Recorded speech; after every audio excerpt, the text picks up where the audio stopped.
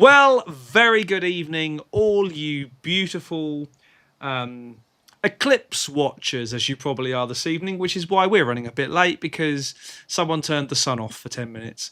Good evening, everyone. Welcome to the Studio Rats Q&A Live number 309. My name's James Ivey. I'm Paul Drew.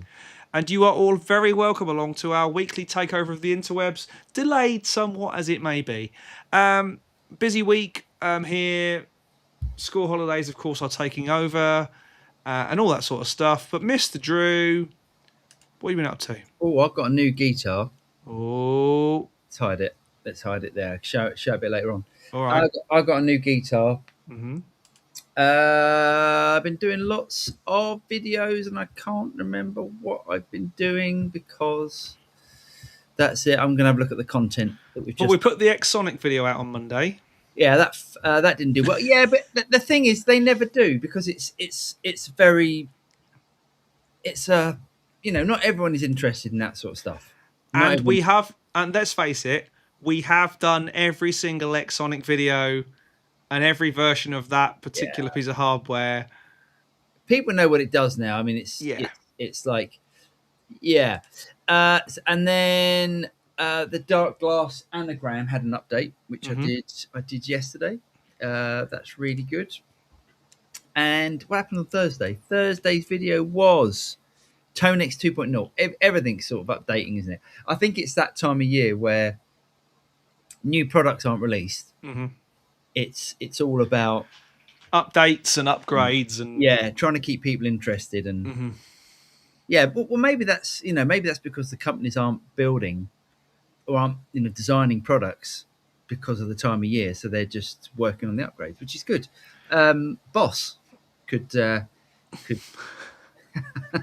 possibly do something there, but what about yourself? Busy, halfway between being a children's entertainer and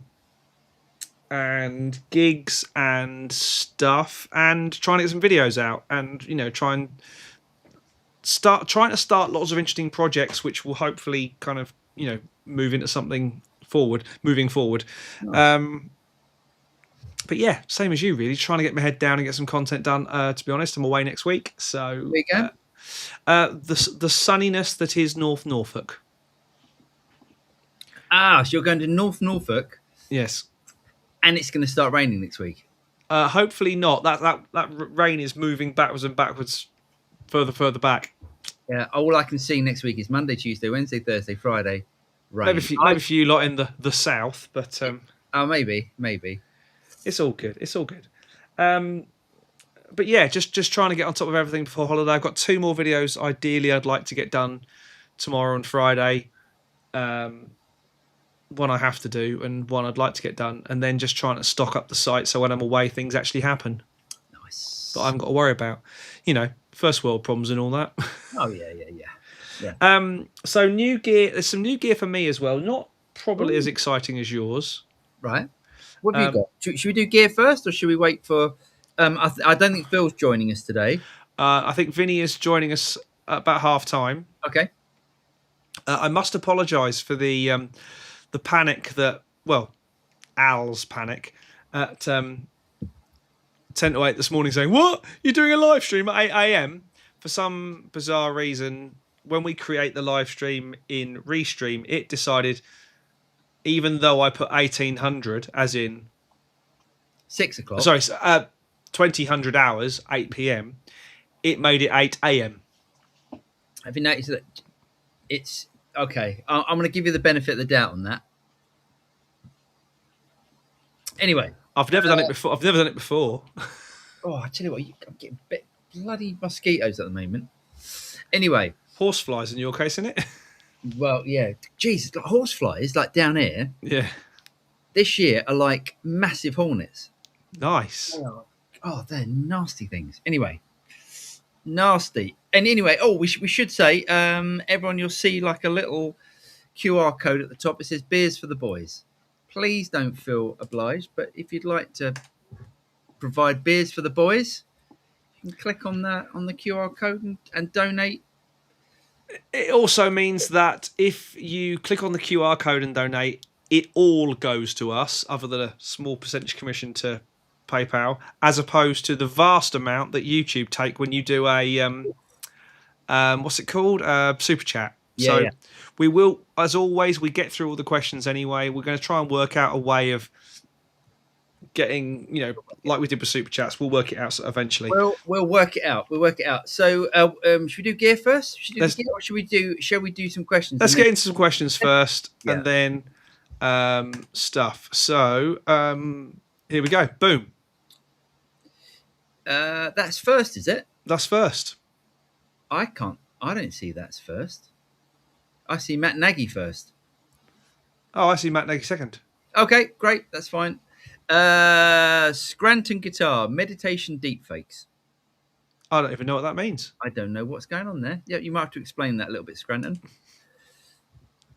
Matt Nagy, good day from Bermondsey. My 50-watt 69 JMP, in brackets, a real plexi. I wonder what you mean by that, a real plexi, opposed to a fake plexi. Well, yeah. Let us know what you think it isn't a real plexi. Died after kicking it in the guts for 10 minutes. Oh. Praying it's a fuse. A cheap mic stand fell apart with a mic attached. What? I'm confused.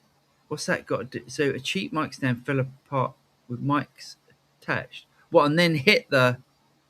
And then hit the plexi. I mean, a less than 57 will do damage to most things. Yeah. You can't go wrong with gravity stands. You really can't. They're awesome. Gravity's great. They make some awesome stuff. Let us know. Let's do some. Yeah, give us some more details about that. Boom. Lee says the lunatic is on the grass. A Pink Floyd Eclipse reference before you all look puzzled. I got it. Did you? What song's that from? It's called Brain Damage. Oh, it's Brain. Okay. Yeah. Yep. Hod. Good day, all. Good day, Hod. James D. Cooler, official. I'll drink to that. Nice. Oh, hang on. Sorry. There we go. Come on. One job. Come on, work it out. Sorry. For some reason, there we go. It's back there now. We go. Graham. Evening, rats and everybody. Evening, Graham. Hope you are well. Bedla Plummy says, FYI, Rush A. Lifeson loves Tonex. He said it sounds great and he uses it on his tours. By the way, I wonder how he does the fading sustained last note on Limelight solo while getting back to arpeggios. Yeah, nice. Yeah, I think Alex Lifeson's got a pack as well. He has. Yes. Awesome. A signature collection, I think, is the technical. He's known for a bit of endorsing. Gear horror-y. Yeah, I wouldn't say he's second to Jordan Rudess or Joe Bonamassa, but he's. Yeah, I mean, I get it. If life offers you life gives you lemons and all that. Absolutely. Can't even speak, let alone anything else. Yes. Al from Gear Safari. A up, kids. A up, Al. I can tell he's northern, can't you? Our limits. With all the new tech, I'm afraid younger players are losing that experience of trying to get a rat pedal and a first amp to sound like they're heroes and accidentally finding their own voice. That's an interesting way of looking at stuff. See, I look at it as in the sounds that we got when we started with, amplifiers that were substandard shit. It's now kids can get a great sound, and I still think you get your own sound through a tone. Your sound is all in the, as we've said many times and demonstrated many times. The sound's in the fingers, not in the gear.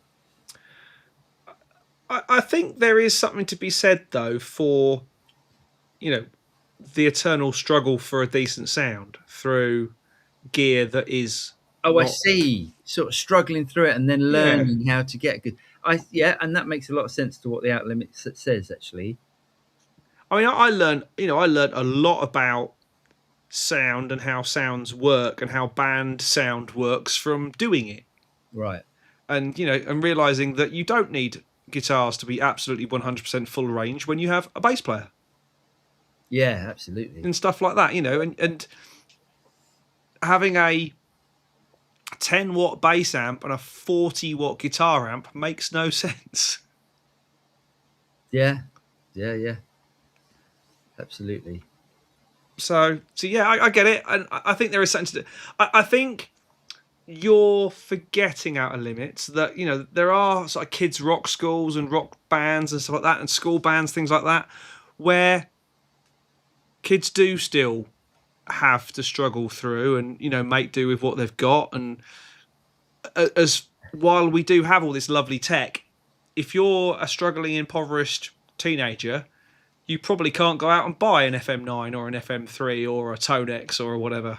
But you don't have to. You can go and buy that, that thing that you bought the other day, the NAM player. But Agreed. I also think that you're also going to get kids that aren't going to suffer from tinnitus when they get to 40 years old. So I don't know. There's pluses and minuses, isn't there? The obvious line to follow that is what? Yeah. Alam, says, realizing I'm an old fart yelling at clouds and progress. Absolutely. Shed Dad, evening Shed Dad. Michael Carlson, he says, evening rats. What is this? What the hell am I doing it? Absolutely. What night? Yes. Absolutely. Welcome, Michael. It's funny how catchphrases stick, isn't it? Yeah. Glad to see you found your watch, James, says Al. Not guilty. Not if I mess up, you know me, I hold my hands up, but not this time. That was not me. Yeah. Someone's shouting. Deb and Jim. I don't know if this is Deb or Jim. I'm thinking it's going to be Jim. Do I have to shout this through? No. Okay.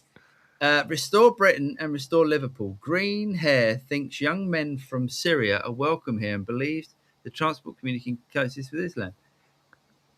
I haven't got a mate. Possibly the wrong platform for you. Yeah, I think for those sort of comments. Deb, stop it.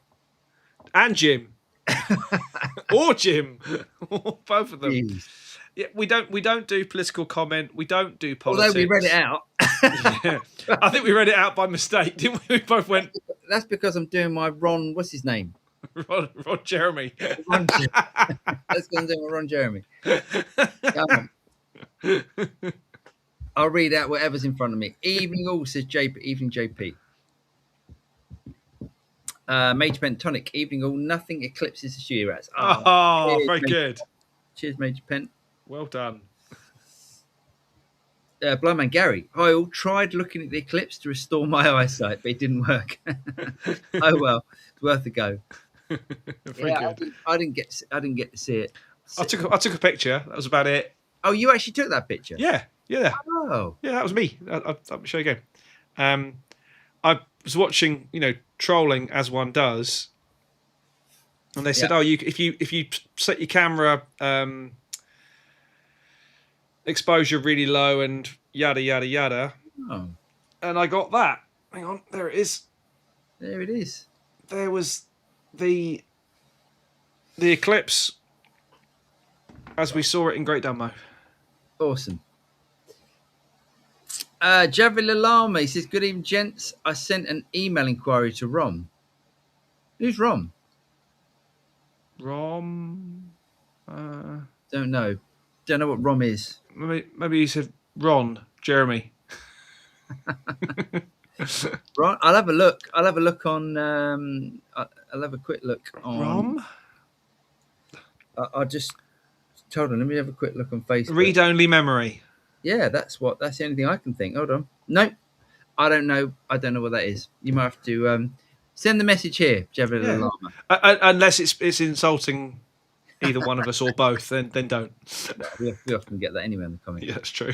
Sam, evening lads. In your neck of the woods, Paul Barton on C. Oh, sorry. I thought that was Paul Barton on C at the Cliff House. So in your neck of the woods, Paul, comma, Barton on C at the Cliff House. So Music Sunday. Oh, nice. Cheers, Sam. Are you a local? Are you a local? Awesome. I used to love that. Yeah.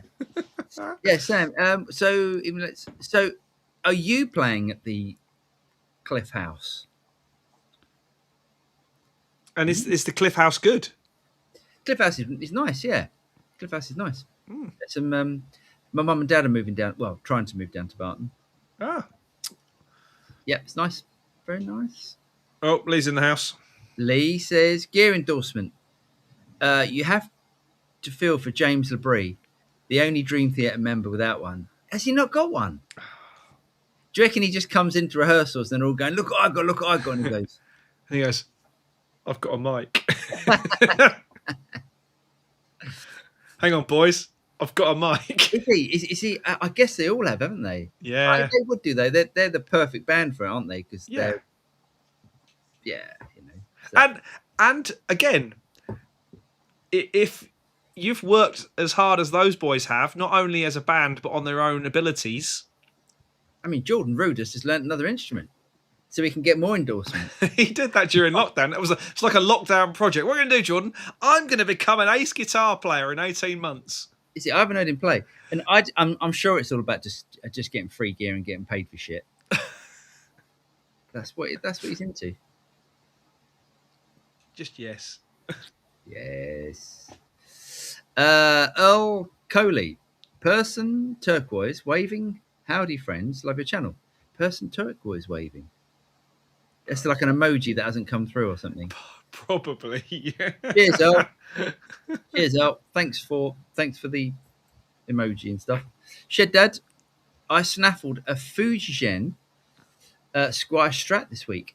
It is generally incredible. The neck is better than my road-worn Mex Fender. The ceramic pickups are surprisingly good.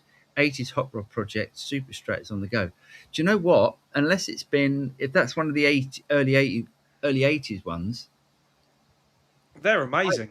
I wouldn't hot rod that. I'd keep it. They're just going up in value. Mm. You know, like that's a guitar that I started on. Yep.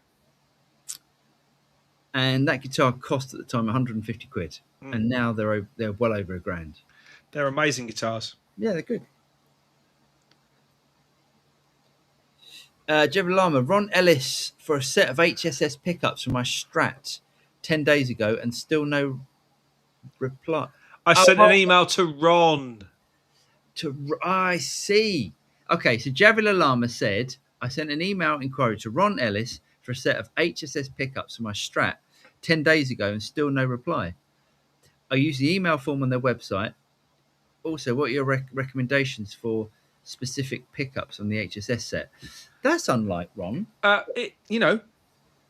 It's August. It was July. He could be on holiday. It's not like he's got a huge team. Well, Ron normally watches the show or listens to the show at some point.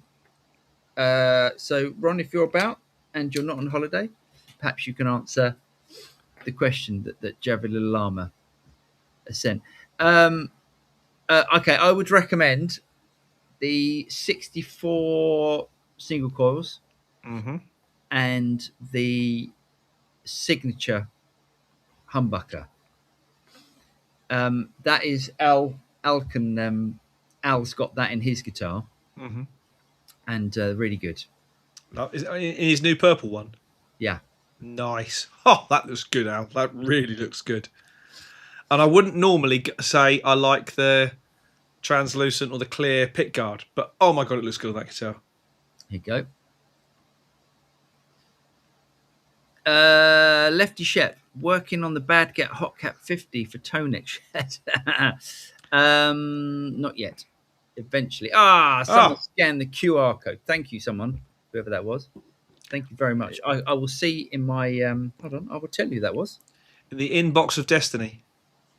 Lee says, can he join for the chat before Vinny comes in? Can you... I just got an email from a text from Lee. Right.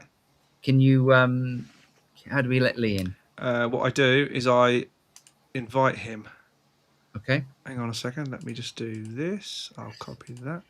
Update. You keep talking, and I'll. It's you're just gonna have to be patient just for a bit, and there's reasons for it.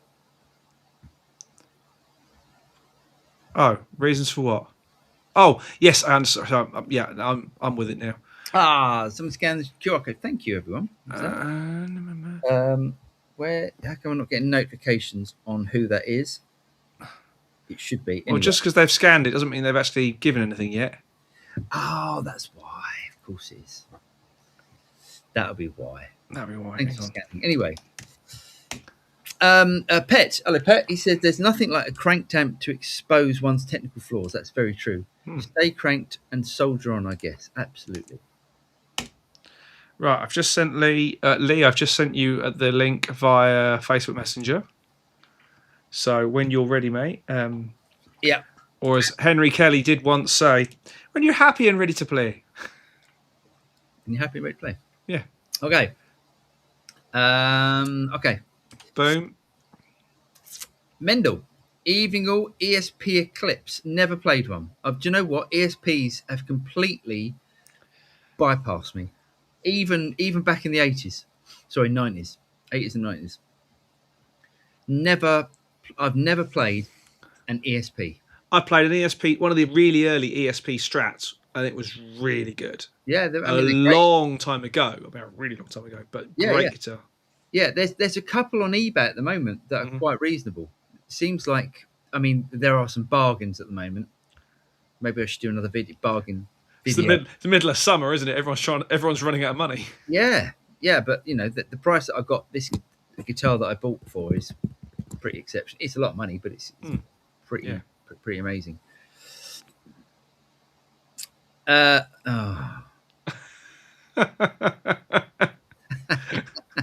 Bloody Deb.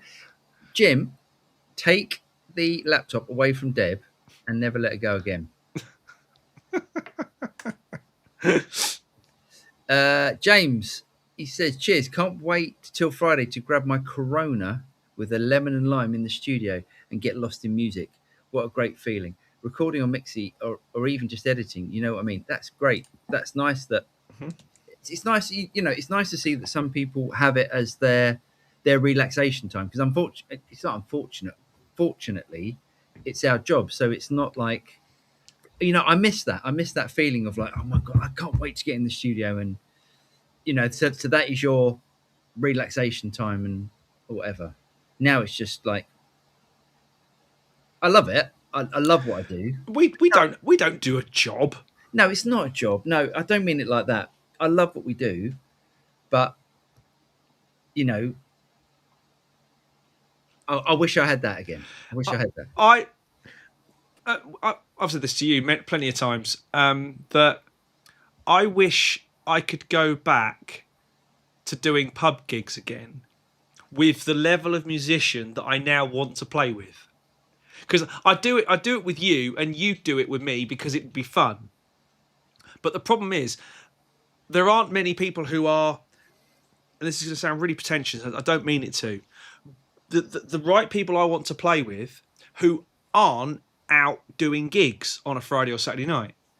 I don't even know where this has come from, where this is going, but go on. Well, we've said loads of times, I'd much rather go and do a pub gig for £100 than I would go and do a wedding. But the problem is, weddings pay more than pub gigs, but that doesn't actually bother me at the moment. I'd rather just play for the fun of playing to an audience who cares. Absolutely. I'd rather not get paid and do I mean, obviously, because we do this as a job, but if we didn't and you needed to, that's a different story. But yeah, I hear what you're saying. Yeah.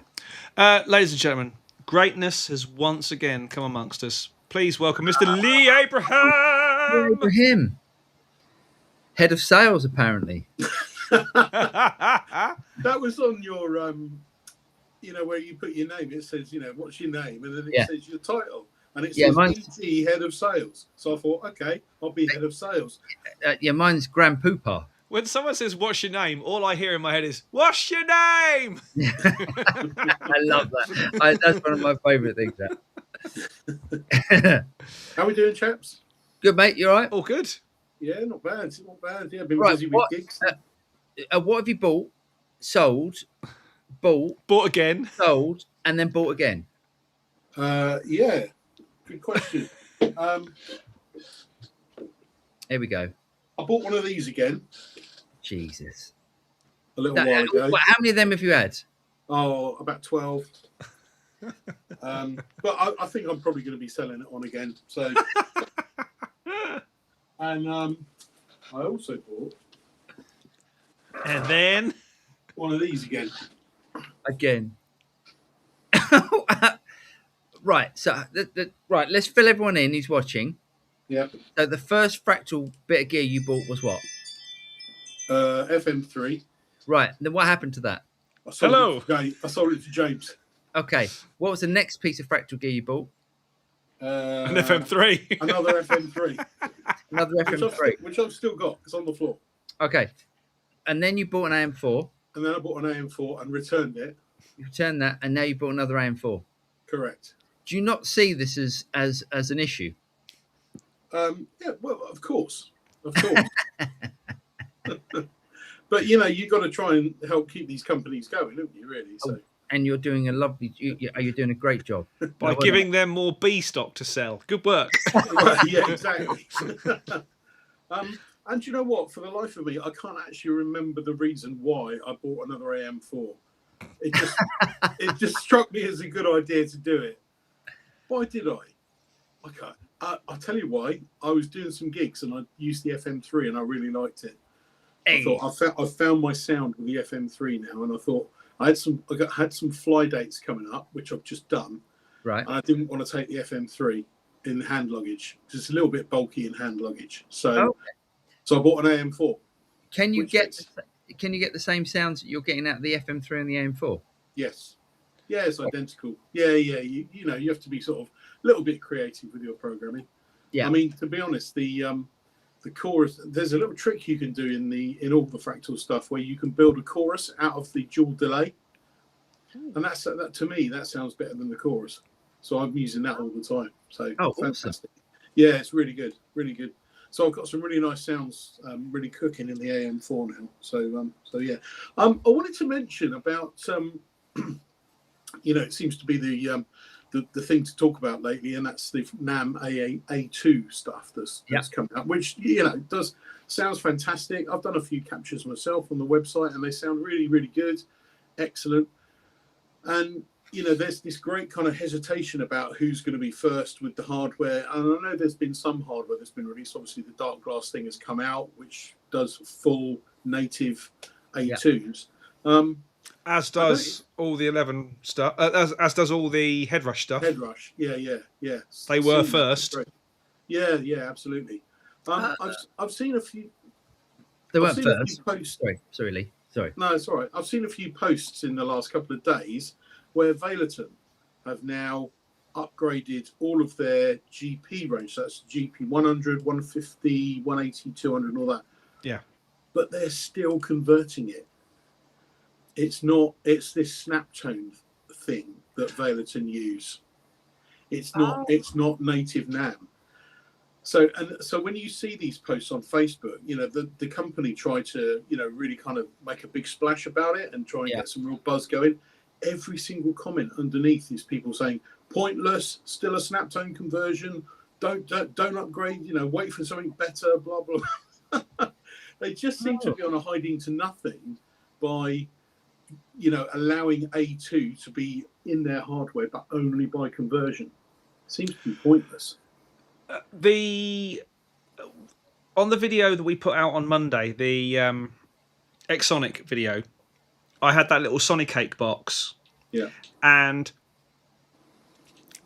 I'll be honest, over the period of a week, I had 3 of them. Oh, okay. The first one, I pushed the pot through. I mean, not through abuse. It just kind of went. Oh, that's not going to work. The second one, the screen just went. Yeah. And the third one wouldn't firmware update. Oh, right. Those things. I mean, this cheap stuff is not built. It's built for it just annoys me, you know,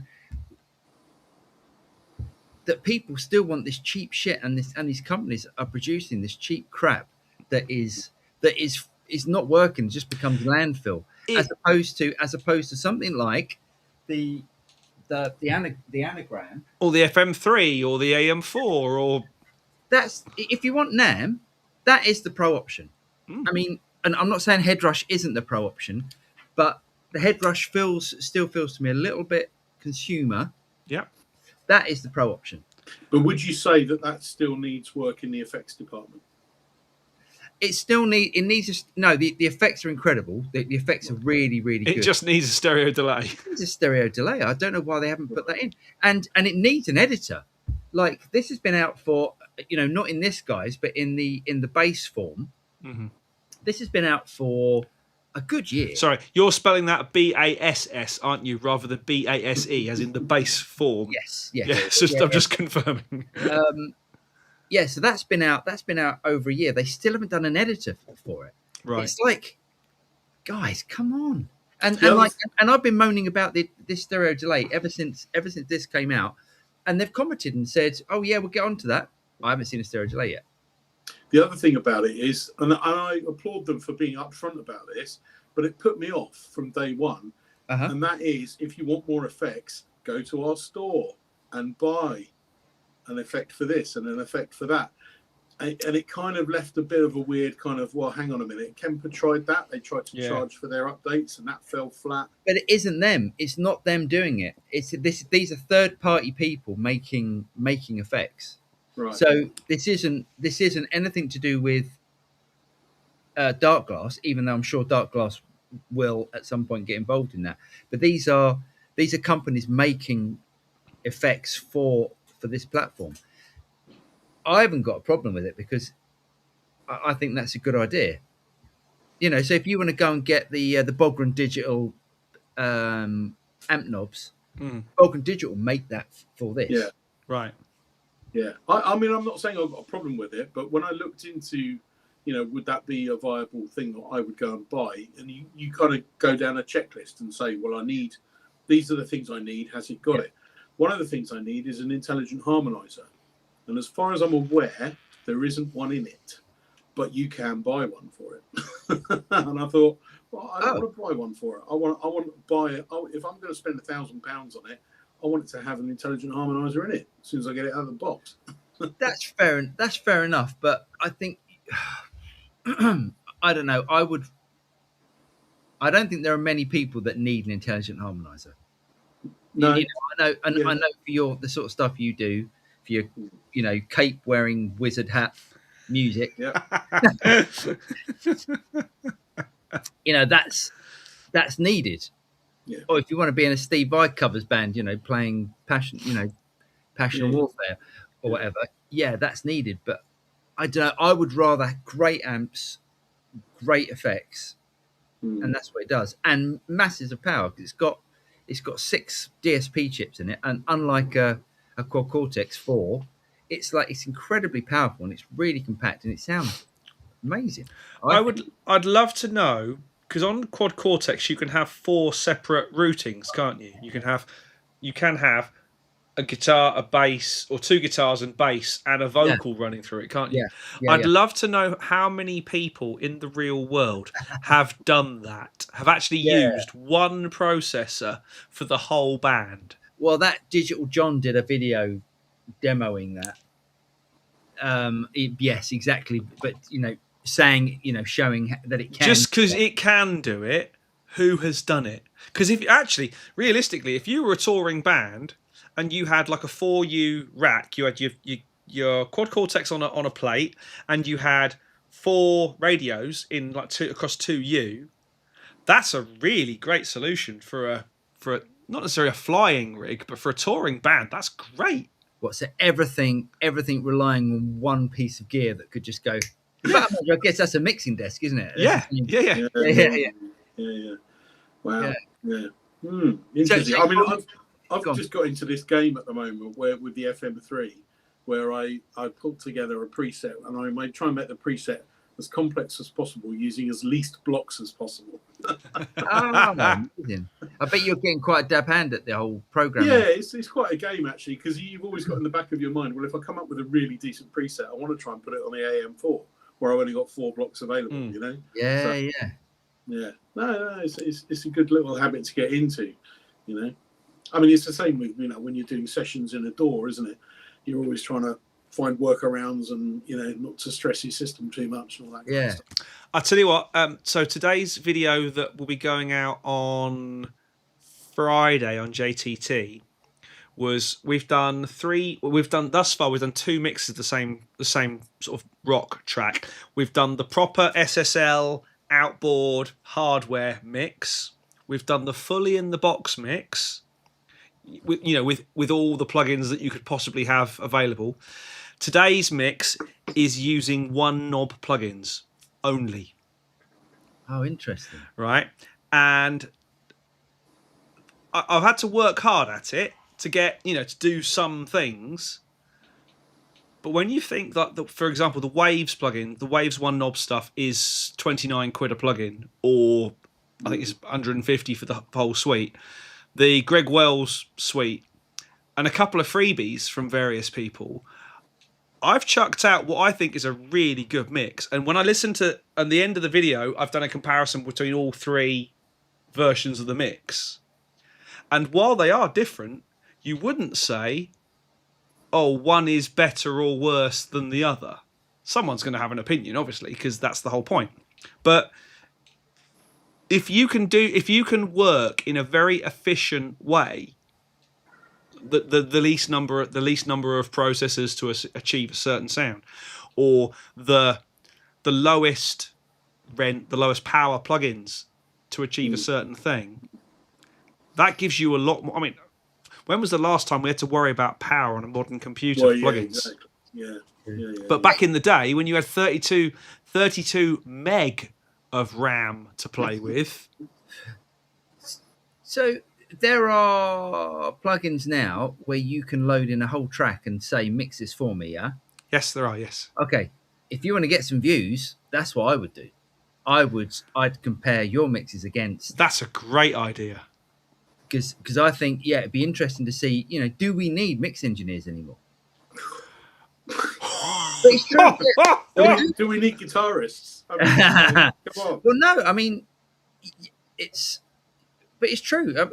I don't care if I've written a track, and I mean, I used to really enjoy mixing. I used to love it. I forget it now. I haven't got time or the patience. But we know. Yeah. But if I could feed it into something and say mix this for me, I would. iZotope has had a certain amount of mix assistant technology for a number of years, and then you can, I can't remember the name of their particular, like their back end system that makes all the plugins talk to each other. Okay. So, for example, you can say, this is a bass, this is a vocal, this is a guitar. Make sure they work together. Make sure that the guitar gets out of the way of the bass and the vocal has space in the middle, and it automatically does the panning, and it's really clever. I mean, I did have some good results with it, but that's going back about, 10 years? Yeah, probably 8 years at least when I was with iZotope. So I can remember when Waves released Vocal Rider, and a mate of mine just went completely nuts over it. Said, "Oh my god, look at this! It's amazing! I've used it on all the lead vocals on the latest album. It sounds great." And I mean that was probably 10 or 12 years ago. Yeah, and that was the start of it, I guess, wasn't it? Yeah, yes, it was. Genuinely, I put the Greg Wells Voice Centric plugin, a 1 knob, just turn it up, make it work. Yeah. On the lead vocal of this track, and I went, that's done then. That's all I'm going to do ever again because it sounds phenomenal. Really? Yeah. It's like, that stop. Yeah. Why not? But also, if it makes people create music, I mean, I know we're having this whole thing about AI at the moment, but if that makes people create music and get music out there, because they don't know how to mix, but they know how to write a song, that's great. Yeah. Are you hanging around for a bit? Yeah, I can do. Yeah. Cool. Do you want to should we do some more? It's time for some Belle de Plume. Belle de Plume. He says, for a while I had buyer's remorse with the Tone Master until I realised the cleans are beautiful, very close to the tube version. It's the breakup where it hurts. I find the Catania emulates it better. Interesting. That is one thing they got right with Katana. It does do the Paul Drew clean on the verge of breakup ting really well. It does, yeah. It does do a clean break, yeah. Pet, Beers and Lost in Music. That's a classic duo. Make no mistake. It's true.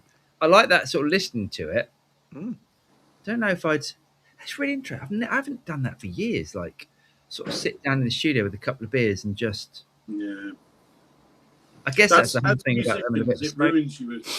When you become a musician, it ruins you as a music fan. That's what I think, anyway. Yeah. Yes and no. I think just because I know what they're doing, it was a great. I can't remember who it was with. It might have been the latest Beato, right? And whoever he was interviewing, I don't remember exactly. The guy said, when you hear a track for the first time, you don't know if they did or didn't mean it to sound like that. You know, like, for example, in a video I was talking the other day about the beginning of Achtung Baby with that drum sound, the really distorted, super saturated drum sound. When I first heard it, I assumed that was wrong, because to me, that's not how drums sounded. Drums are clean and lovely and full and lush. They're not. That's exactly how they should be. So the first time you hear a track, that's how you think it should be, and that's how you assume that the writer, the creator, producer, band, whatever, intended it to be. Which I think is a great kind of, rather than over-analysing everything and going, oh, I didn't mean to do that, they absolutely did. Smells Like Teen Spirit is supposed to get faster and slower. Because it's the energy. It's the power of the time and the place where they recorded it. Moving on. L, he says, what are your thoughts on the future of live music? Is there a future? I blooming hope so. Yeah. Basing my retirement on it. Yeah, it's got... Yeah, I still think people want to go out and... I'm still busy with gigs. I'm packed out with gigs. I think, if anything, and I've said this before, AI will just mean that more people go to see gigs. Because you can't, without AI, with Suno or whatever platform of generative AI people are using, how do you know if they can do it until you see them do it live on a stage? Yeah, but you don't go and see music so people can prove to you that they can do it. No, but there is a certain element of that. You know, you go to see music to be entertained. I would not be entertained by watching somebody's laptop. Yeah, plenty of people are. Yeah. Yes, yeah, you are right. But I think there is something about getting up in front of people and doing it. Yeah. That'll be that's a thing. Totally. I mean, I haven't noticed anything. I mean, I've done oodles of gigs this year, both locally and overseas. I've probably had my busiest year so far, in all honesty, with all of the things combined. So it's not dropping off as far as I'm concerned. There you go. And people are still booking bands for weddings, and you know, and yeah, but also people are also booking DJs for weddings, but they always have. So. But they always have. Yeah. I'm one of them these days. Sorry for the typo. I didn't notice. We'll survive. Ron. Don't worry. Ron. Oh. Ron.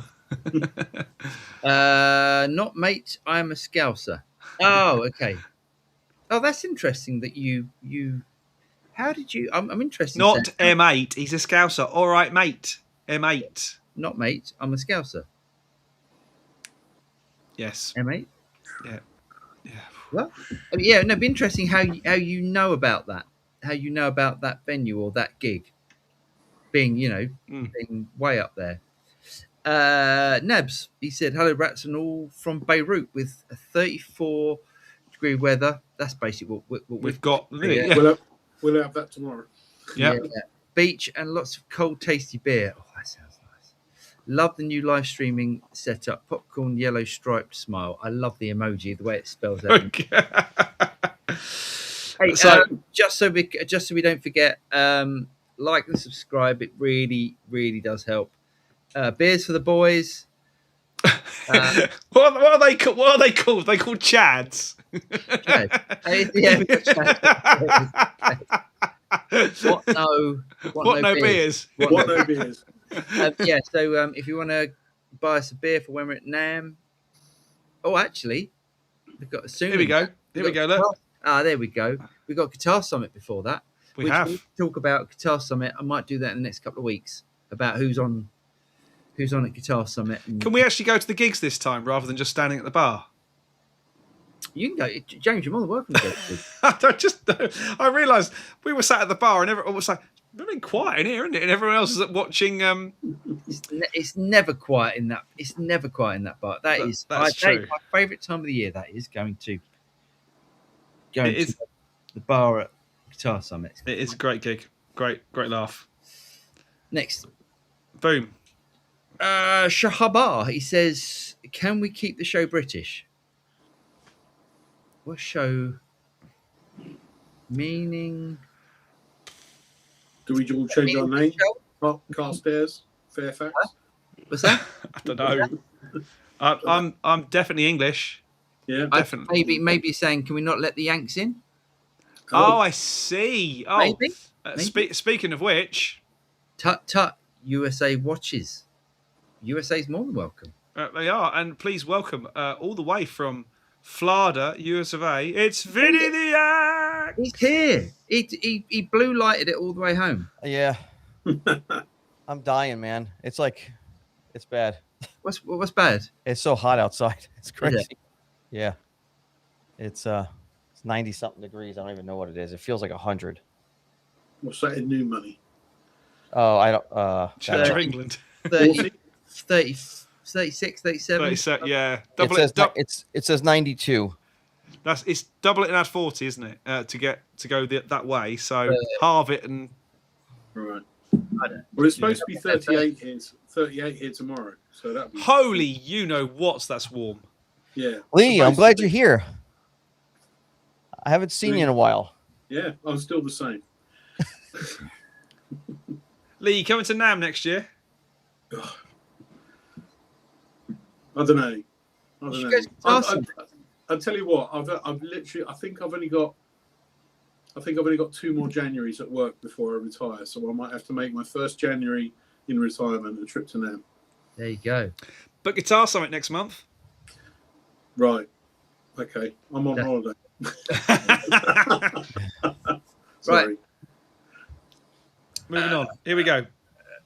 Yeah, limits. He says every Wednesday a run around the local bowling alley. We set up the band up right on the lanes. It's awesome, and the Rats Q&A is the perfect tune-up. Bought you a beer. Cheers, Limits rocks. Nice. So they Put the band on the lanes. That's awesome. Yeah, that's what. God, that sounds great. Yeah. As long as nobody wants to play bowls. Yeah, true. You have to dodge out the way. Yes. Wadey, Fender 9060 custom shop equals Wadey 9060 custom shop. Have a drink on me. Cheers, Wadey. We certainly will. Thank you. Thank you very much.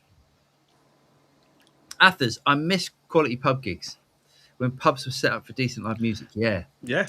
Like, do you remember like the Ferret and Firkin? Was it Ferret and Firkins or those sort of pubs? Yeah. It was the Ferryman and Firkin down here. Oh, was it? Southampton, yeah. Francis Dunnery played it. Did he? That back in the day, yeah. We used to do a circuit of about 10 different pubs around Colchester and sort of that part of the world, and we had some cracking nights. We actually had a following. You know, people would go from pub to pub to see you, and you know it was really, really good fun. What about the walkabouts? Whatever happened to the walkabouts? We used to do all of those. Used to do all the work at walkabouts. Are they all closed down? The one at Temple, I think, is still open on the river on the Thames. Because we went down Bournemouth. I remember seeing the guys from FM who had a cover band on the side for when things were a bit quiet, and I saw them down at the walkabout in Bournemouth. There used to be a fantastic venue in Acton called the Redback, and Redback, obviously it was an Aussie venue, but it was a spin-off from the whole kind of walkabout thing. But we used to do like cover. They had 2 stages, so a band would be at one end, while at the other end was setting up. They'd have 3 bands a night. Yeah. Nice. You know, really, really good nights back when it meant something to be in a band. Yeah. You'll have me crying in a minute. Pet says there's an awful joke about bowling for soup playing at a certain bowling alley. Right, I can imagine. Yeah. It's the gig all the bad girls want, or I don't know. That's the one. Yeah, that's the one. Our Limits, I tried to buy you a beer. Not sure if it worked. Oh, thanks, Our Limits. Thank you so much. Try a couple more times and let us know. Yeah. Right. Very good. Yes. Graham, I often get a small friction burn on my forearm during solo gigs, but after Saturday's gig, 3 hours, I developed a large lump on my arm. It's gone down, but can anyone recommend a suitable arm guard? I would say, what kind of guitar are you playing? You playing a Telly? Is that causing that, or is it Les Paul? You might need to be a Strat guy, or something with an arm cut, or anything with a carve, or an Ernie Ball Petrucci Music Man, one of the first ones with the inverse carve, the JP. But I would go Strat, possibly. But you can get at the moment. You can buy. They're almost like, you know, those socks that you put on a when you go on a plane. Like pressure socks, like a compression. Yeah. They're not compression, but they go over your arm. They go underneath the t-shirt and they go down. So it's almost like you're wearing a sleeve underneath your t-shirt. Yeah. I'd possibly try one of those. But if he's getting a lump, there's got to be something causing that. That's rubbing, isn't it? A lump could be a blister coming up, couldn't it? I mean, that's. Yeah, it could be, and it could be muscle. It could be, it could be something wearing, like an infection. I mean, it could be a gland. It could be anything, couldn't it? I would also, if I could suggest, maybe changing your strap height and try to put the guitar up higher. You know, it might not be as comfortable as first, but I think maybe if you put it up into that Petrucci neck of the woods, you might maybe help. I don't know. It might put your forearm in a different position, is what I'm trying to say. Yeah, but I wonder if you're right. I wonder if it's a telly. It's like a telly thing. Yeah, let us know, Graham, what you're using. I used to work with a guitar player who went. Graham's saying acoustic. I'm sorry, James. I didn't cut you off. He said acoustic. Right. Acoustic. Oh, yeah. I got your back on that. That's why I bought a little tiny one, acoustic, because I hate that. Fender Acoustasonic is the only solution I can think of that front. Yeah. Not that I want to suggest that, because he wants it to sound good though. So yeah. And not look like a Wally. Yeah, you look like a twat. You do look like a twat if you play one of them. The only person who doesn't is Pete. Pete Thorne. Pete Thorne. Oh, come on. So you're saying Pete Thorne looks as cool when he's playing that as when he's playing like? No, he doesn't look as cool, but he doesn't look like a Wally because he's Pete Thorne. I still think you look like a Wally playing one of them. I used to play in a band with a guy who had no. I think he could move his wrist. No jokes, please. But everything was like this. James, it's a kid show. Come on. I know, but he didn't actually. When he played rhythm guitar, he did not move his wrist. It was just ridiculous. Really? It looked. Oh, that's hard. Really? I mean, that's not even. He must have sounded awful as well. It was terrible technique. Oh, yes. Gone. Finney's had enough. Finney's gone to go and jump in an ice bath. Shed there said, "Don't worry, the Fujian Squire is in safe hands. I won't mod anything. I can return to." Oh, okay, cool. So if you're not going to do any routing, fantastic. Yeah. Kevin White, are the Bad Cat and the B100 NAM packs on your site A2? That's a good question. Yours are not. No, as far. Hang on, I will check. Because I don't know if we did that before A2. Yeah, I don't. Honestly, I wouldn't even worry about it. There is an element of that, isn't there? There's a definite element of that. It's not like you're going to go, "Oh, that's A1." I wouldn't even worry about it. It's honestly, it's such a. I mean, I don't know. We should at some point do an A1 capture and an A2 capture, and then compare it. No, they are not A2. They are A1. So, but Kevin, yeah, sorry about that. You won't notice the difference. I really don't think you will. I don't think you will. If I'm honest. I don't think you will. I will try and get around to that at some point to do an A2, but it's not going to be top of the list, I'm afraid. As someone else put earlier, where's the Tonex capture, which is more top of the list. Wallow Leg. I want companies to go the route of Tone King preamp pedals. No NAM needed. Get the real thing with IRs. Yeah. One interesting thing that Lee Anderton let slip a few videos ago. Yeah. He was talking about that new the new Victory amp. You know, the MKX, I think it's called. Yeah. The one in the metal chassis, which is based on the really expensive one. Yes, yeah. He mentioned that was coming out in pedal form sometime later in the year. Excellent. That's great. Do you know what? So I had a gentleman that came round last week on Monday, and he's got one of those MKXs, and he wanted to try out the new Bad Cat, the little Cub 15 down there, and it was night and day difference on the sound comparison between the two amps.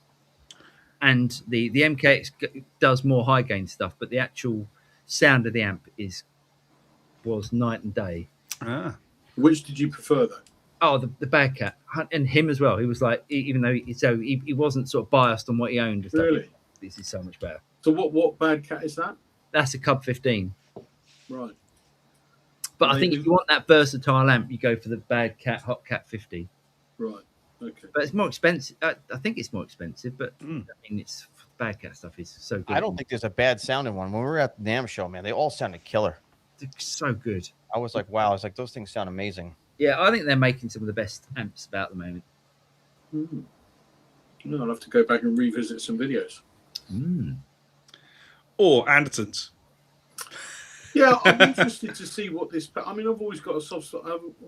One of the first valve amps I ever owned was a Victory. It was the Mark One, the one that Guthrie Govan was involved in. Yeah, and I've always thought they were a great sound, and I even like the sound in the Fractal, which is based on Cornford, which is obviously Martin Kidd's previous designs.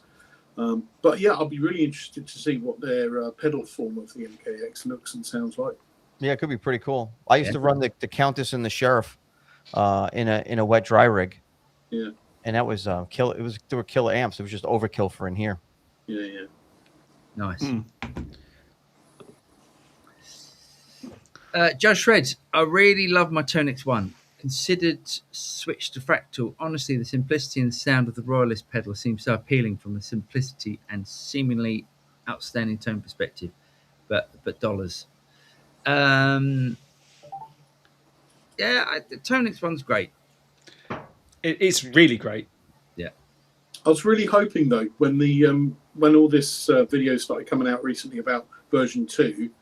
Obviously, when I started to watch the videos, I realised it was talking about the software that was moving to version 2. But before that, I was really thinking to myself, wouldn't it be great if they can update the Tonix 1 so that you can select more than just 2 sounds? Yeah, that would be great. I don't think they've got the processing power in that unit, but you know. But you could attach a Exonic TX. And that then gives you the ability to go through more patches. Yeah. That's another bit of gear there, isn't it? Yeah, but it's still very small and certainly flyable. Yeah. You know what I think would be a cool rig, thinking back now, if I didn't have the Quad Cortex, is I would have bought the Royalist pedal, the Tone King Royalist pedal, and I would have bought the Fractal VP4 just to run the time-based stuff. I think, Lee, you've done that kind of with the Freeman stuff. Yeah. I think that would be such a killer pedal board. Yeah, absolutely. Oh, Dion, Paul, do you still own and play the PRS Studio 22? Have I ever done a video on a PRS Studio? About 1,000 years ago, you had a Studio 22. Oh, the Studio. Sorry, you had a DGT or something, didn't you? I'm getting confused. The Studio 22. Do you consider this a desert island guitar? I don't still own it, and the only reason I don't own it, I thought it sounded brilliant. The only reason I don't own it is because I don't think PRSs work with the narrow field pickup in the middle, because of the PRS, the carve on a. I haven't got a PRS, have I? Because of the carve of a PRS body, that middle narrow field, because it's carved, it's a carved body. The narrow field sticks quite close to the strings, and if that is where your picking position is, your natural picking position, yes, I agree. We all move about. But if that's where you instantly go for, your pick is just constantly going clunk, clunk, clunk on the pickup. Yeah. And it doesn't work. And that is because... It's kind of similar to this, isn't it? Yeah, but that's a flat top, isn't it? Yeah. Give or take, yeah. Yeah, that is a flat top. It's not a carved top. So, that's like a Strat. But the thing, because the PRS has got that carve, you can't lower the narrow field pickup enough because the pickup surround sticks above it. Yeah. So the same thing was on the SAS I had, which was great, but I did find I hit that middle pickup quite a lot. Yeah. And speaking of that, like with the carved top with like a Les Paul, I don't really like the pick guard. Hence like I like my custom shop, but I find that I plant my pinky finger and sometimes my ring finger gets planted down on the face of the guitar, like on a Tele or a Strat or whatever. And when you got that carved top, you got that drop off. And if you don't have that pick guard, it really kind of screws me up a little bit. I have to adjust. It takes a little bit. Yeah. Because your hand's twisting and now into a different position. Yeah. Hey, shall we do... What gear have you bought? Well, I was going to do this one first. Okay. Because. Plexico, thank you, sir. He said, super chat, $4.99 US. Thank you, mate. Where are the Studio Rats fans who support the show? Oh, I'm here. Who else? Oh, no. See, Plexico, you might not have been here last week, but we've got this new thing. If you look up, you'll see on the left-hand side, you'll see Beer for the Boys, which is the only thing about super chats is YouTube takes a massive chunk of the super chat, and we do appreciate you providing us with a super chat. But we thought this is a better way of doing it, and then it goes into a fund. So when we get to NAMM, Vinny and Phil is at NAMM, we can go out for a night on the beers. But thanks, mate. Much appreciated. So thank you very much. Yeah. Do you want to do new gear? Yeah, go on. Then you can go first. All right. Well, this is a practical one. Yeah. It is not rock and roll or sexy, but it is practical. Oh, God. I don't know if you've been all over. New hard drive. No. I've been seeing this thing a lot on Facebook. What is this? It's basically it's a iPad and bits and pieces and phone stand for either attaching to your drums or attaching to rigs and stuff, and to stand all your bases. We all need a hands-free iPad, don't we? Phone, drinks table, laptop, iPad, sticks. It's brilliant. I can't believe someone scanned the QR code over this. Yeah, it's awesome. It's by a company called NBO, and it is absolutely. Is this? Have you got a freebie? No, I paid for this. Jeez. It's brilliant. It's absolutely brilliant. Attaches to anything, goes anywhere. It's attached to a bin. No. You can't say bin round here. I'm near Clacton. Oh. I don't know what that means. Vote bin face. I don't know. Oh, so yeah, it's a political thing. We don't do politics. It is tomorrow, yeah. Is that tomorrow? Oh, okay. Tomorrow. Nobody will go because it's going to be the hottest day of the century or something. Yeah. Oh, that'd be interesting. Right. Shall I do my guitar? Yeah, go on. Right. So I bought this. This came yesterday. Oh, that's cute. What is it? Is that a knitting needle?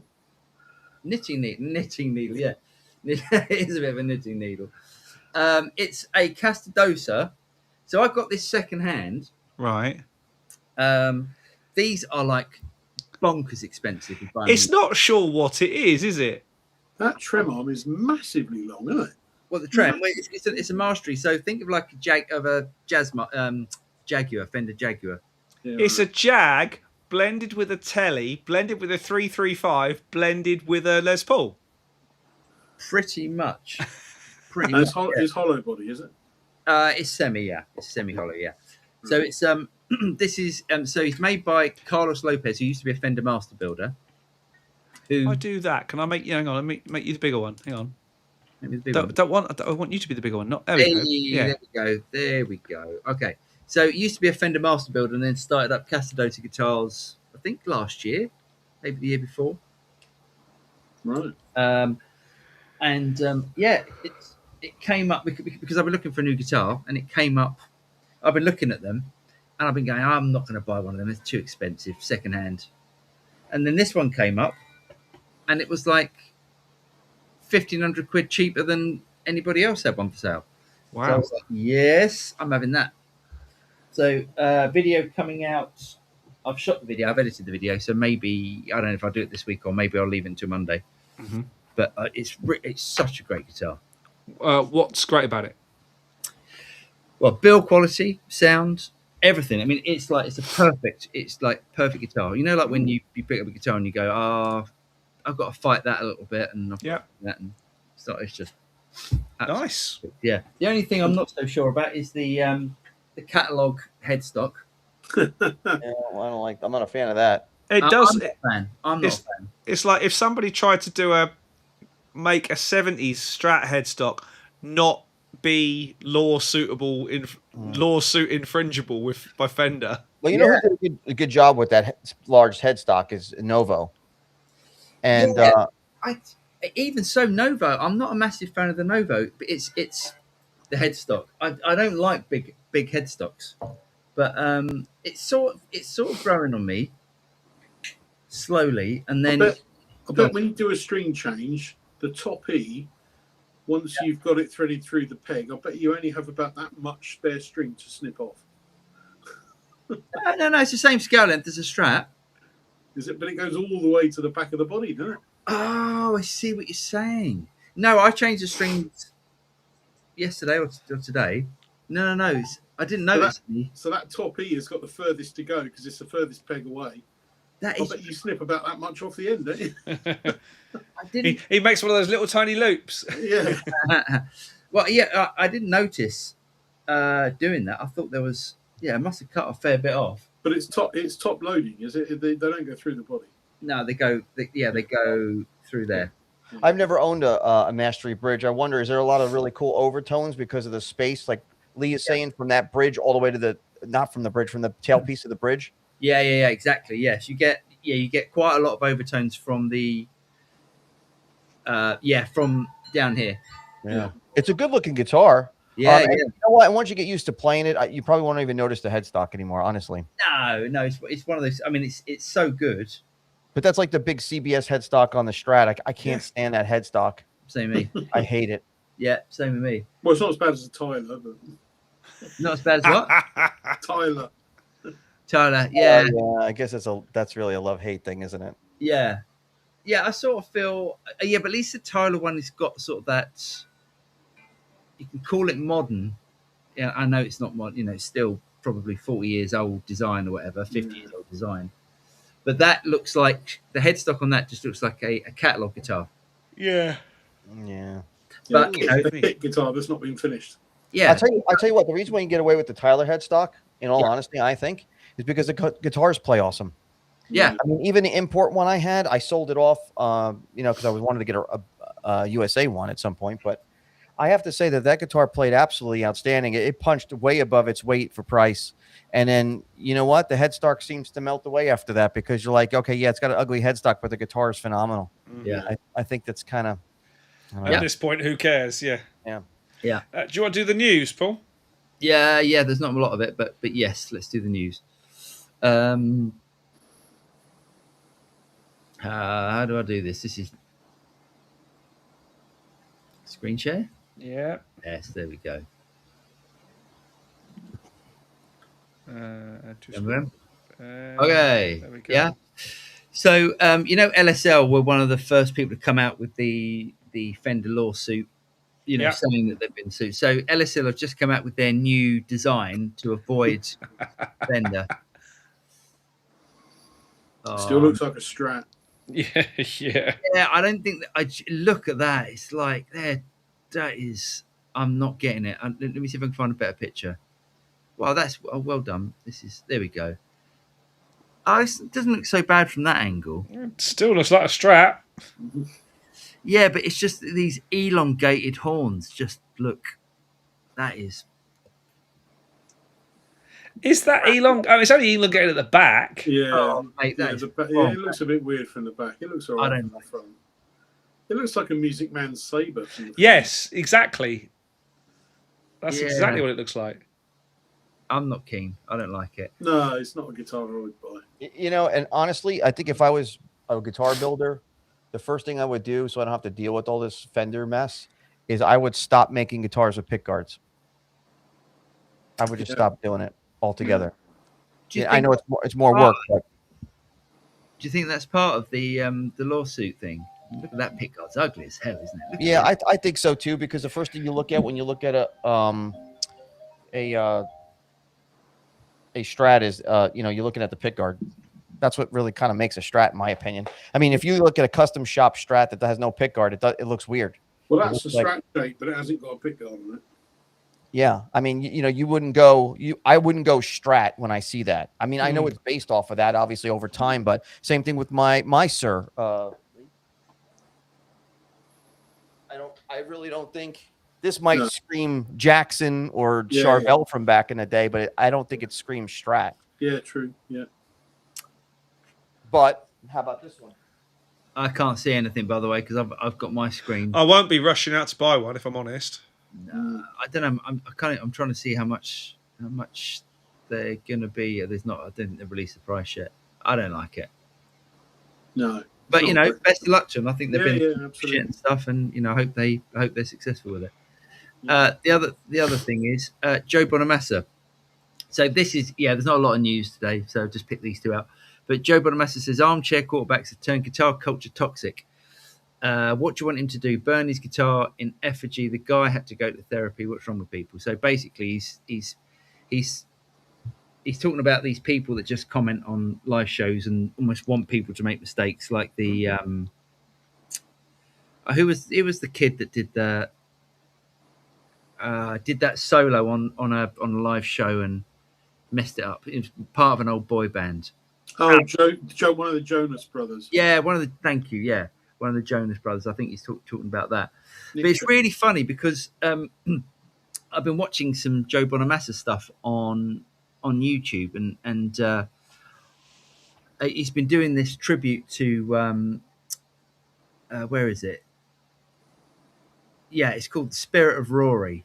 So Rory Gallagher, and he released this song called A Million Miles Away. I think you can go and watch it on YouTube. And it's Joe Bonamassa. I honestly think Joe Bonamassa is one of the best guitar players at the moment about. He's just everything, tone, technique. He's just absolutely outstanding. And he's saying this, but if you watch that video, you watch the solo, that solo's been overdubbed. Yeah. And it's supposed to be a live show. So, you can have an opinion on that. I'm done. I don't. I think he's an awesome player, and I like watching him play. And I think he's one of those great guys that can just plug straight into an amp and turn all the dials up and just go for it. And I think he's a master at controlling the volume on the guitar in a very old school way, where I think that's maybe becoming lost, with the newer generation. But I will say that, and nobody likes to hear people talk crap about them. You know what I mean? I get it. Yeah. But at the same token, he's Joe Bonamassa. I remember when he quit social media for a while because somebody made fun of his hairline. Do you remember that? Somebody told him he was thinning up in his hairline and he got pissed and he quit social media for a while. It was in the news for a while. Yeah. And my thing is that, man, if that bothers you, bro, I don't even know what to say. You know how many people made fun of me? I have no hair. Like, I tell people, I'm follically challenged. What am I supposed to do? If I go cry in the corner? I just, it is what it is, man. You know what I mean? And I don't know the cat, and I don't want to talk crap about him. I just want to say that when you watch him talk with other people, he's got a very chip on his shoulder, it seems to me. His body language, and he's a ball buster. But it seems like when it's reversed, he gets kind of like, He can dish it out, but he can't take it. Yeah, that's my assessment from not knowing the dude. I mean, and also, he's 50 years old next year. People still. Well, he was older than that. No, he's 50. He's a 77 child, same as me. Yeah, he's younger than me. Yeah, he's 50 years old next year. He's not screaming young Joe Bonamassa anymore. He's a middle-aged man. So if he's gonna start losing his hair, gonna be about now. I lost my hair when I was 20. It just it is what it. Let's look at Sting. Yeah. Sting can get out of bed with Garfield pajamas on and his hair all half thinning and just sticking up in the air, and the dude still looks cool as hell. Yeah. All the time. He could be eating a bowl of Frosted Flakes and that bitch looks cool. And you still go, hi, Sting.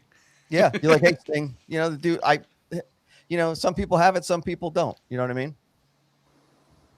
Yeah. That's me. I don't know. It still amazes me that all the guys from Iron Maiden have all still got their hair. Yeah, man. They're all 70 years old and they've all still got perfect heads of hair that they had back in 1980. Well, I wonder if it's from no stress. Yeah, I don't know. Could be.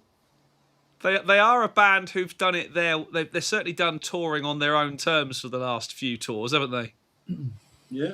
We'll have our own plane and our own pilot. Oh, got that one sorted. Big tick. Yeah. Well, yeah. Like Steve Harris still got a super head of hair, huh? Yeah. Yeah. Well, they all have. Yeah, they do. And it's kind of. And I mean, I guess there's loads of musicians that you could. I mean, you don't know how many of them have been going to the hair transplant clinic, though. I guess. I mean, that's, right. A lot of them wear wigs. Yeah. Too. Probably. Yeah. I don't know how anybody could wear a wig. I wore that wig when I did that one video with the Freeman guitar, and in the big, it was like on my face. I was sweating wearing that thing. I couldn't imagine. I would just be like, you know what? I would be on stage and just take it off in front of everybody and just throw it and be like, you know what? I'm not wearing this for you. It's too hot up here. You're not going to be joining Steel Panther anytime soon, then. Yeah, no, that's okay. Yeah. Right then, let's get into these, shall we? Who are the studio rats? That's a good question. I don't know. Paul and James. That's us. We used to have a bass player called Dan. He moved. Hey, Dan. And now it's just Paul and James, and they have a series of novelty acts that come on. Yeah. Lee and I are just squatters in their house. We won't leave. You're very welcome house guests. Thanks. Ali, evening all. Did anyone catch Phil's video with Matey from Reverend? Has a breath of fresh air. He's a breath of fresh air. Yes. Yes, I've listened to a lot of it. I haven't finished it yet. I listened to Phil's podcast when I run, so I'm halfway through. Run some more. Yeah, Ken, isn't it? Ken Haas. But not tomorrow. Why not tomorrow? Because it's going to be about 7,000 degrees out there. I get up early. Don't worry about that. I get up early and run. Mike, I'd love to see a video comparing auto mix software to a manual mix. Great show, guys. Loving it. Cheers, Mike. That's on. Yeah, I think that's a good way of doing it. Like, can AI beat that? Because that'll do well. Oh yeah. I'd find that too scary, I think. Sound of Vision. Evening, gents. Hope all is well. I picked up a Chapman ML3 Pro X recently, HSST type, loaded with Seymour Duncans as standard. Not sure what I expected, but I'm loving the quality of the build. Nice. Was that one of those like special reserve, really expensive ones? I think it was one of the higher end ones. Yeah. All right. Oh no, I don't know if it was one of the ones that was made in England, but I think it was one of the higher. The ones where we thought they might be made at the Patrick Eggle factory. Yeah, no. I don't think so. No, I think this is an Asian import, but it's the higher tier. Okay. Yeah. Still nice. Yeah, they lent me one of those English built ones. I did a video. I'm sure I did. Yeah, I think you did. Yeah.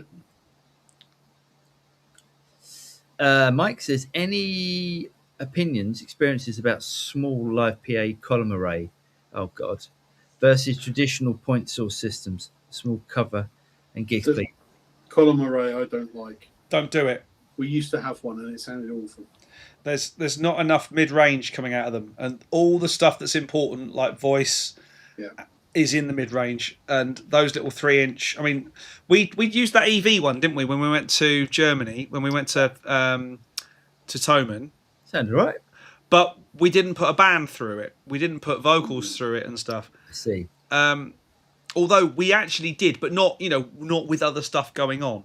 Right. I've never been that impressed with them. I'm sure the technology will get better. At the moment, I still am totally happy gigging with my QSC, Q10s, Q subs. It's as small as I want to go for a band rig. Our previous singer, the guy who sadly died, used to use column array, and I just hated them. I just absolutely hated them. So when the band resparked up again in autumn last year, I went out and bought a PA, and I went out and I bought regular 15-inch cabs. Sounds great. Yeah, it's all to do with movement. Say, in my experience gigging, it's all to do with movement of air. And if you ain't moving enough air, you're not producing enough sound. I'm sure some acoustician will turn around and go, "Oh, that's so wrong." Big box, big sound. Yeah. There you go. Okay. Yeah. Mendel, he says, at Guitar Summit, do check out the Driftwood Atlas 180 amp if you can. I tried out Driftwood amps last time. We did, didn't we? We did. I thought it was all right. I'm not into those high gain. They look great. They look really pretty. It's just like a PRS with an amp. To me, it's like putting flame maple on a high gain amp. I thought it was all right. I mean, sorry, that's a lot. I don't know what Driftwood amp it was. So the Atlas 180 might be fantastic, but if it looks nice, just buy it as a coffee table then. For that. Yeah. Absolutely. No, he's got bases for that. Never seen. Thing about some of those amps, I've never seen anyone use one live. Yeah. I have, but it'll make you laugh where I saw them use one. Oh, go on. It was on a church gig, on a gospel gig. Oh, okay. Yeah. A high gain amp. Yeah. Wow. Was it Striper? Pardon? Striper. Was it Striper? No, it wasn't. No, it was a regular church band, like a scratch band. But this guy turned up, and he was awesome. But he did want to put a lot of boops into. Oh no! Did he? Pinch harmonics for the Lord.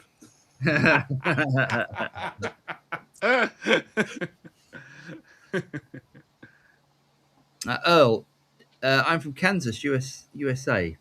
What was the question? Well done. I don't like how the chat is not highlighted anymore, so I can't see what chat is up. Oh, yeah, it doesn't highlight, does it? it does. Yeah. It does grey out though. Or I see that it's greyed out once I go on to the next one. I can't see that. Oh, okay. Yeah, they're all grey to me. Yeah, they're chatting about themselves again. We like that. Yeah. Searching for time. Yes, going to talk about himself. Shahar Bar. Alex Lifeson in a recent interview said he's using Tonex. Yeah, he is. Yeah, that's and he's using a Timmy in front of the Tonex as well. Oh, nice. To you. To me. Yeah, nice. Hey, Earl.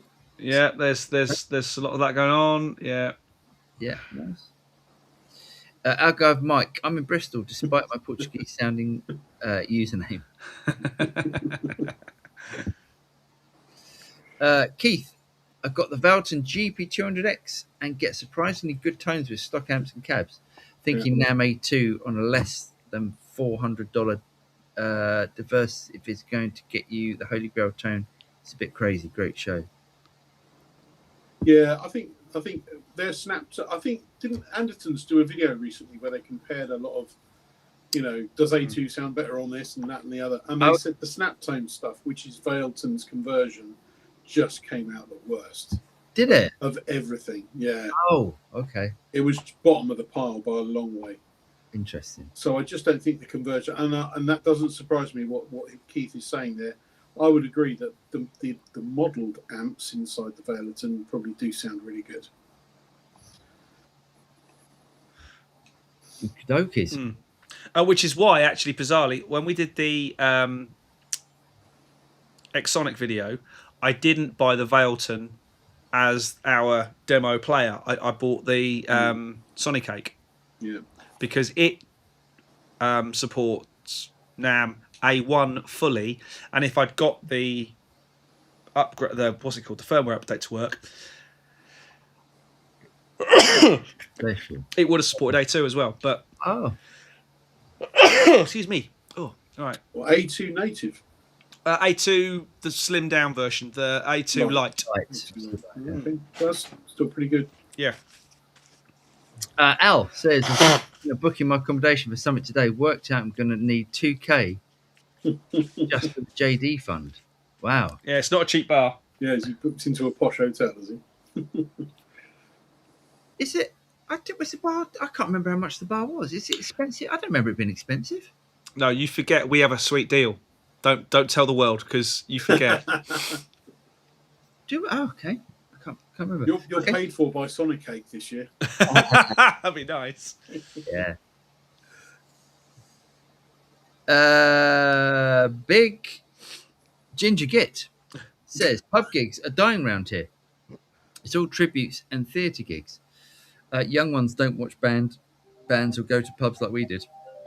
Very sad. The Northeast used to be buzzing. Oh, that is a shame. There used to be, say, in Ipswich when I was growing up, you could, on a Friday or a Saturday night, you could go and see probably 20 different bands, all of whom were excellent. It's a shame, isn't it? And that's in a relatively small kind of market town, But maybe that's the economy at the moment. I don't think there was Netflix then. There wasn't the entertainment options that there is now. Maybe. I still think there are venues. There are still people playing live, but music as a product has gradually been devalued over the decades, isn't it? That's true. Yeah. It's a shame. Just goes hand in hand with everything. Graham says, I remember the Bull in Colchester when I lived down that way. It was always good for music years ago. Even saw Bernie Marsden do a thing there. Nice. We used to play the Bull all the time. Yep, some great nights in there. He also says it's a finish from my AC acoustic. Yes, acoustic. He corrects himself. Yeah. Okay. All right. I prefer AC plastic. Jim, check out NAM 9000. It's the best NAM and capture plugin suite, in my opinion. It has many effects, including the sounds better than NAM rig. Okay, nice. Okay. The thing is, there's so many of these. I get like at least one email a week where someone's saying, I've got this new NAM player that software thing. It's not as good as NAM 9001. Yeah. It's one better. Yeah. It's one louder. NAM 9000 is free. Awesome. Whoa, low leg. There are acoustics with arm cards. There are. There is. Yeah. In the 90s, they used to make those really slim flat acoustics as well. I don't think Washburn made them, didn't they? Yeah. Was it Washburn? Sounded awful. Blind Man Gary, too many problems I have with AI is that it doesn't make any mistakes, and sometimes mistakes can add to a song, such as a guitar part just before the chorus in Creep by Radiohead. Was that a mistake, though? I don't think that was a mistake. What, where he's going... Chicken. It's just, that sounds... I love that bit. I'm not sure that was a mistake, though, was it? No, I don't think so. Part of the production, yeah. Yeah. But yeah, I agree. Where's James gone? Gone for an ice bath. Gone for a poo or something. Sorry, I'm back now. All right, great. Next on. Did we do the radio? Have we done that one? Yeah. Yes. Rack Revival. Hey guys, are you doing a review of the new MXR flanger doubler? Such a cool pedal. Oh, I didn't even know that had come out. Yeah, I've seen a few videos for it in the last couple of days. Yeah. Sound good? I haven't watched any. I've just seen them come up as suggestions. No, for some reason, Rack Revival, MXR don't use us, or I don't know why. Is MXR... I do. Oh, who runs them? We've upset someone. The thing is, you boys. yeah, can't be true. If you can't be truthful, don't do it. Yeah. And then if when you give the company the option to advise you how to correct your mistakes, they don't come back to you, then Bellends. Right. Next. moving on. Boom. Jelk. Any thoughts on Lava Plus amp? There's one right there. Yeah. See it there? Yeah, it's good. It's really I good. read that as lava plus lamp, and I was like, oh, they Yeah. just called a lava lamp. Lava lamp. The way it looks in your studio, Paul, it looks like one of those 1970s ashtrays. You know, that Jerry and Margot in The Good Life. Where you used to press have the in their top house. and it opens up. That's awesome. It really does. Yeah, it's good. It's good. You know, it's built for a thing. It's built for. It's better than it was at Guitar Summit last year. Better than it was at Guitar Summit. It sounds pretty good. It sounds a lot better if you plug it into an actual. You know, you use the jack outs at the back and you plug it into a proper system. Mm-hmm. Yeah, I think if you lived in an apartment or a small condo or something, that's like the perfect little thing for you. And you don't want to buy a lot of stuff. You got like one guitar that you use when you got spare time between working all the time. Yeah, that's perfect. And it does. You know, it's got a looper in it. It's got lessons. You know, it's a great option for someone that wants something that looks quite cool in their house. They don't want, you know, the wife's like, I don't want you putting those amplifiers everywhere. It's a great option. Do you remember the Line 6 thing that they tried to make look like a piece of furniture that all it did was it ended up looking like a 1970s storage heater on the wall? Yeah, Amplify. Yeah, Amplify, that's right. Amplify. I had one. It sounded all right, actually. But, and yeah, thank you, whoever that was that just scanned the code. Thank you very much. Much appreciated. Thank you so much. The way you get your own guitar room is you go to the wife. You're like, hey, I'm thinking we could hang all of these above the bed in the bedroom. What do you think? Like if we put them up high enough? And it's like, oh, you could put them somewhere else, wherever you want. Okay, cool. Honey, I'm going to work from home. That worked. Yeah. Actually, I wanted to get a separate outbuilding here, studio. And my wife's like, absolutely not. And she backs me on the guitar stuff. She's so good about it. But she's like, she never says that. She's like, absolutely not. It's like, why? She's like, I will never see you again. Like, okay, you got a point. Because probably I would be out there all the time. I would only come in here to use the bathroom.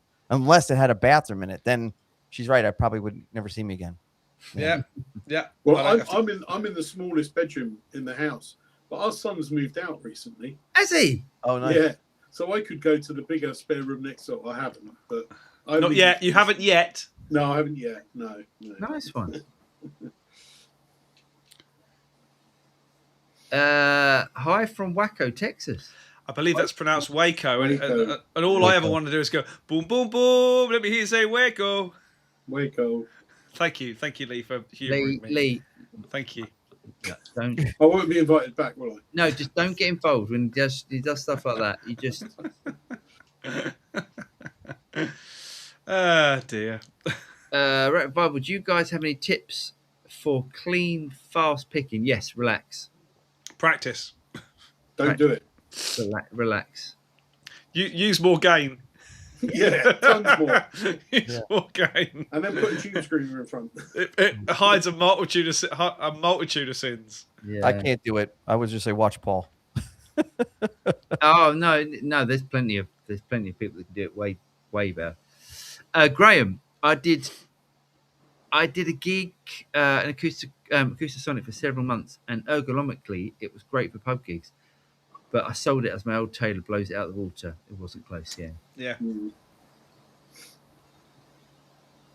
Mendel, Bad Cat Cub 15. Which, if any, other two EL34? It's a EL84 amp. Would you class as doing something similar? So it's EL84. An AC15. Any of the matchless stuff? I was going to say a baby matchless, but those are hard to come by. I'm guessing he's asking for cheaper options. Yeah. So match is not going to be a cheaper option. What about the Morgan AC Morgan, 10 or whatever it is? AC 15? I think they do an AC 15 as well. Yeah. There What aren't about some many. of the Oh, a those Dr. old- Z. Dr. Z, yeah, Maz. That would be really good if you want to buy something. Maz 18. Yeah. Yeah, but What they're about some of those- pricey too. You might as well buy the bad cat, right? Or I those think that- Black I think- Star Artisan or something. I don't know if they do an EL 84. I guess the cheapest way to go would be the Vox. Yeah, if you want cheap, you go for the Vox. I mean, I'd save up and get the bad cat. Or Dr. Z's. I've had a Maz before and it's brilliant. Isn't that the one you blew up quite a lot? Yeah, I blew it up. Yeah, we've actually blown up a few amps, haven't we? Yes, you have. I have. I like how he said we. Yeah. Yeah, and I corrected it to yes, you have. Although I did have to take my JCM 800 off to Dave yesterday. Oh no. So you blew 'Cause- that one. I think it's popped a tube Oh, because channel 1 sounds great, channel 2 just goes. but did you not try just putting out a tube and I wouldn't want to start messing around with that stuff. No, that's a tube? Dave territory. They're just preamp tubes. It's still Dave territory. Right. Oh, let me. Can I hijack a second? Let me just say this. I'm still getting some hate on the Fender, whatever the hell that thing's called over there, the Tone Master amp, right? People bitching because I have a faulty one, but everybody else's works, so I must be the jerk. Okay. So I'm trying to explain to people, and you just can't get through to anybody on the internet, Yeah. is that you could take like James's tube might be faulty, or there might be a transformer down or something. You could take it to a tech. He could go on it with a meter, do his magic, and buy the parts and replace it real quick, right, and fix it. But when it's something in the circuitry of the amp, it's not my mute switch that doesn't work. The switch is functioning. It just doesn't do what it's supposed to do. An amp tech ain't going to be able to fix that. He's going to have to source that from Fender if it's even possible. Or they're going to have to send him a whole new circuit board. Yeah. So I'm trying to say, like, you're saying this thing is lighter and it doesn't have tubes. It's more reliable, but not really, because we're going to pay a fortune to try to even get this thing solved now. A decent amp tech has been able to fix every Marshall and Fender amp from the 50s to now. Yeah. I mean, unless I'm wrong, you guys correct me if I'm wrong and off base on this, but I'm trying to get this through to people and they're not getting it. Yeah. Whereas No, I agree. I would, and Paul and I know I've had some boogies with interesting issues. I wouldn't take a boogie amp to Dave because he'd tell me politely that he's not touching that with somebody else's barge pole. Whereas a classically built Marshall JCM 800, he's like, yeah, no problem. Yeah. Because he knows what he's doing, and he'll look at it. And he said, I'll give it the once over as well. I'm like, great, because you've not had this one yet. So yeah. And I'm getting a whole, like, well, Joe Bonamassa's got one now and he plays one. And it's like, come on, man. Really? do you think his goes through the same QC process as everybody else's? I'm Because sure if you do, I promise you it doesn't. Yeah, and if it blows out, he's got like 80 other amps that he could just plug in and use. Like, but the working person who pays $1,400 for this thing or whatever it is now, and they take it out because they think it's a reliable thing, and now it does the reverse of mine. Mine's mute switch doesn't work, but the amp is on all the time. There are people online where the mute switch doesn't work and they can't get a sound out of the speaker, and you can't unplug nothing because it's wired into the board. Well, It's some not would like call that a bonus. So, like, yeah, true. But I'm just saying, like, I don't understand people's logic with certain things, Yeah. People are funny. That's not what I normally say. It's normally more offensive, but people are funny.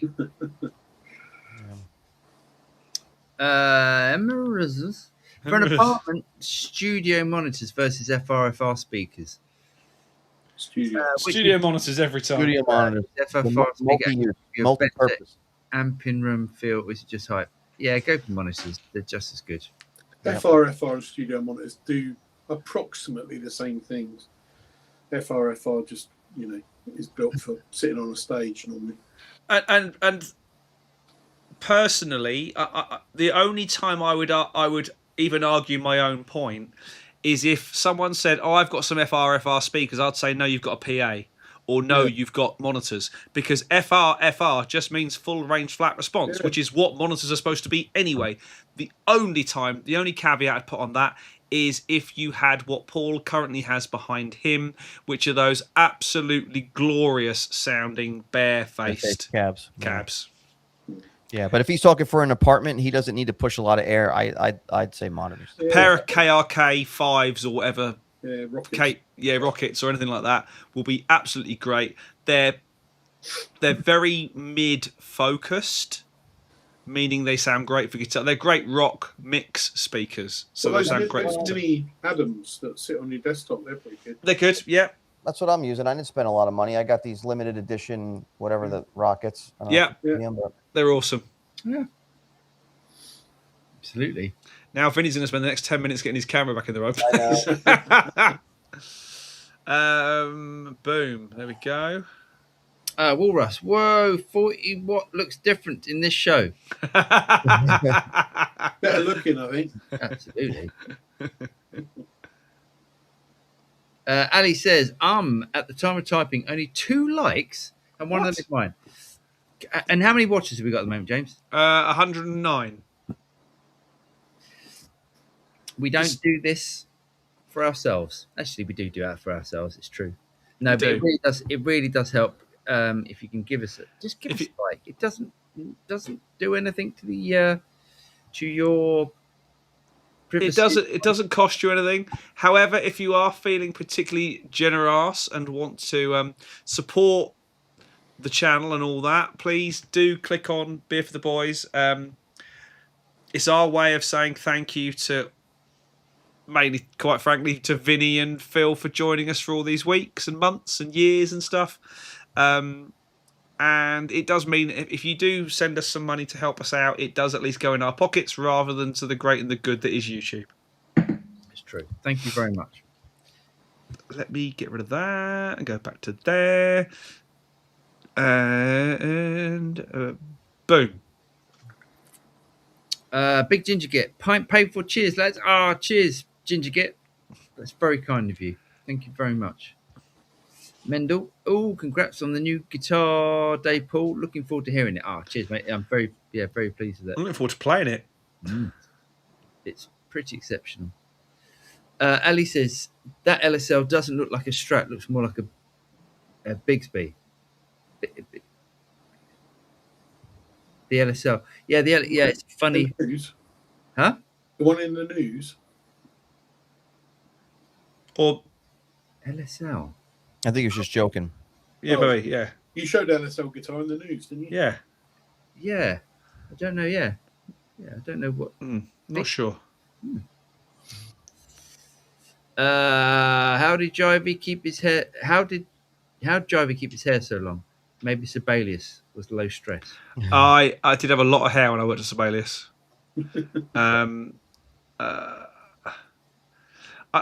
When my grandfather passed away, let's not get too dark. He had a head of hair to rival Ronald Reagan.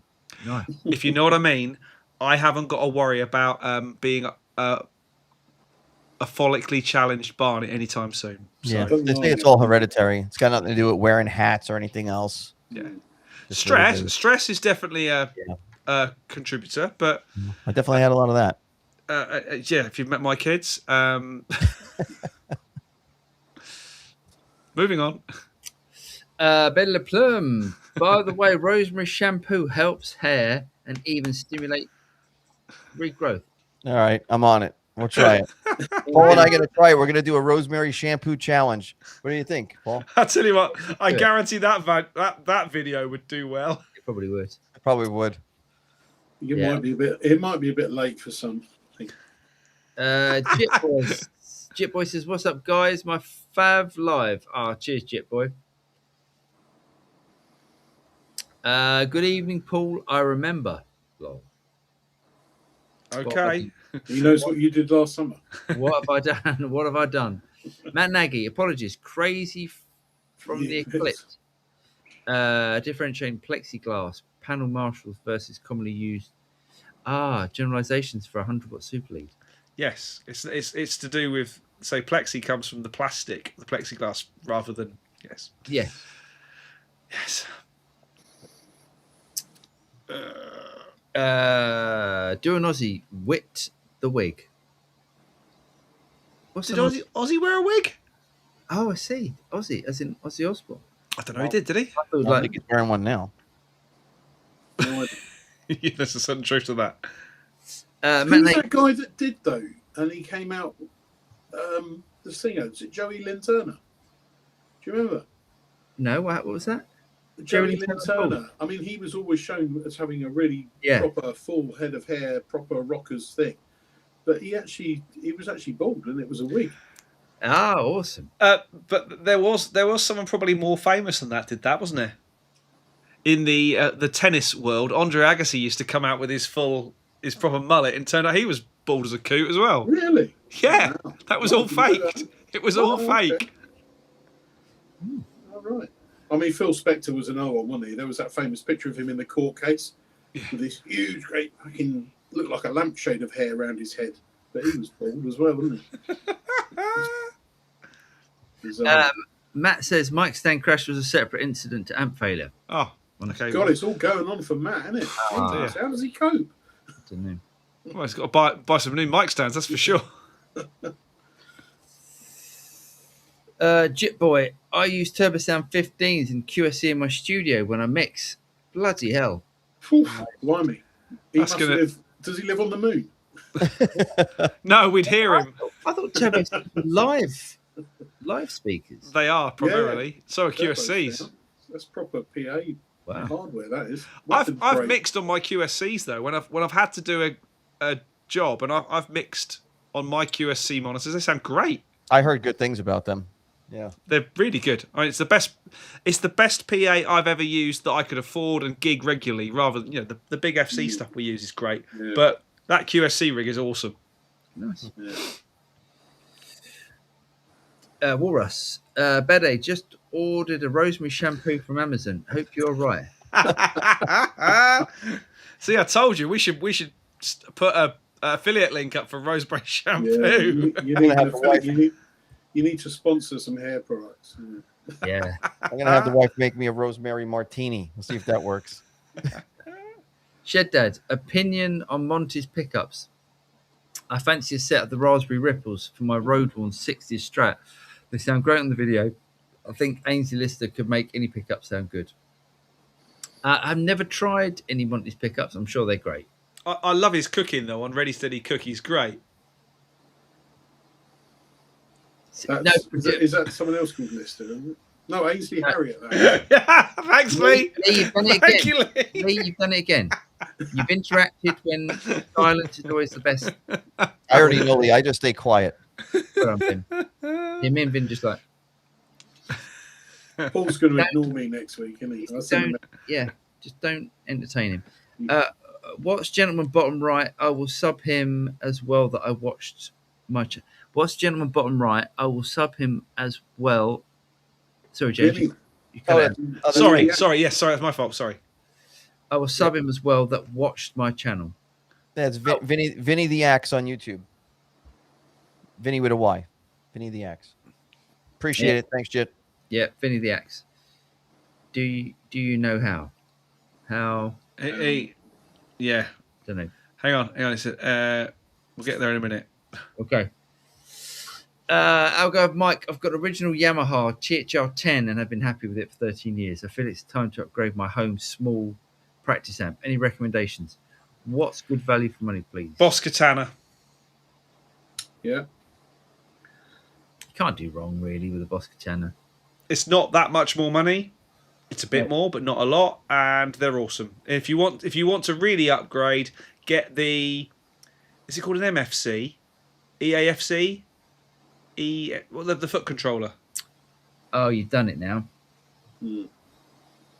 Yeah, the foot controller, the Boss foot controller works. But they bought the Katana. Didn't they bring one out that was that had like a wireless dongle in it and everything that sat in it and charged up, and you just pull it out and put that in your guitar and off. Oh, that's the mini or the little one. Was it called Wazza Air or something? It was called, wasn't it? Are you talking about the headphones? No, it was like a there's a tiny little lamp.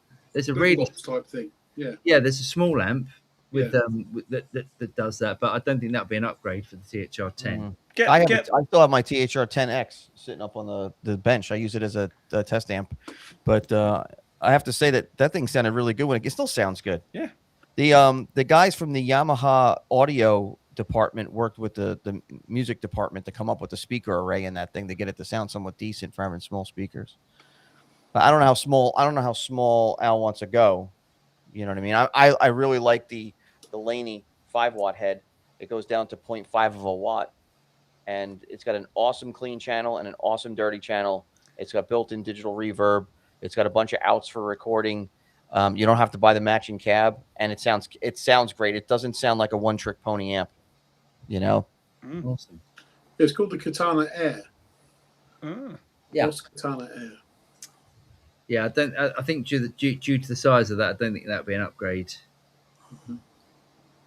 But I mean, certainly, I think a Katana 100, you can take it all the way down to 1 watt, and it still sounds the same. Even the 50, I think, would be an upgrade. You don't. The thing with the 50 is you don't get that magic setting that you get on the 100. That what's Bloom. it? Bloom, yeah, and that's worth the price of admission. Yes, it is worth the price of admission.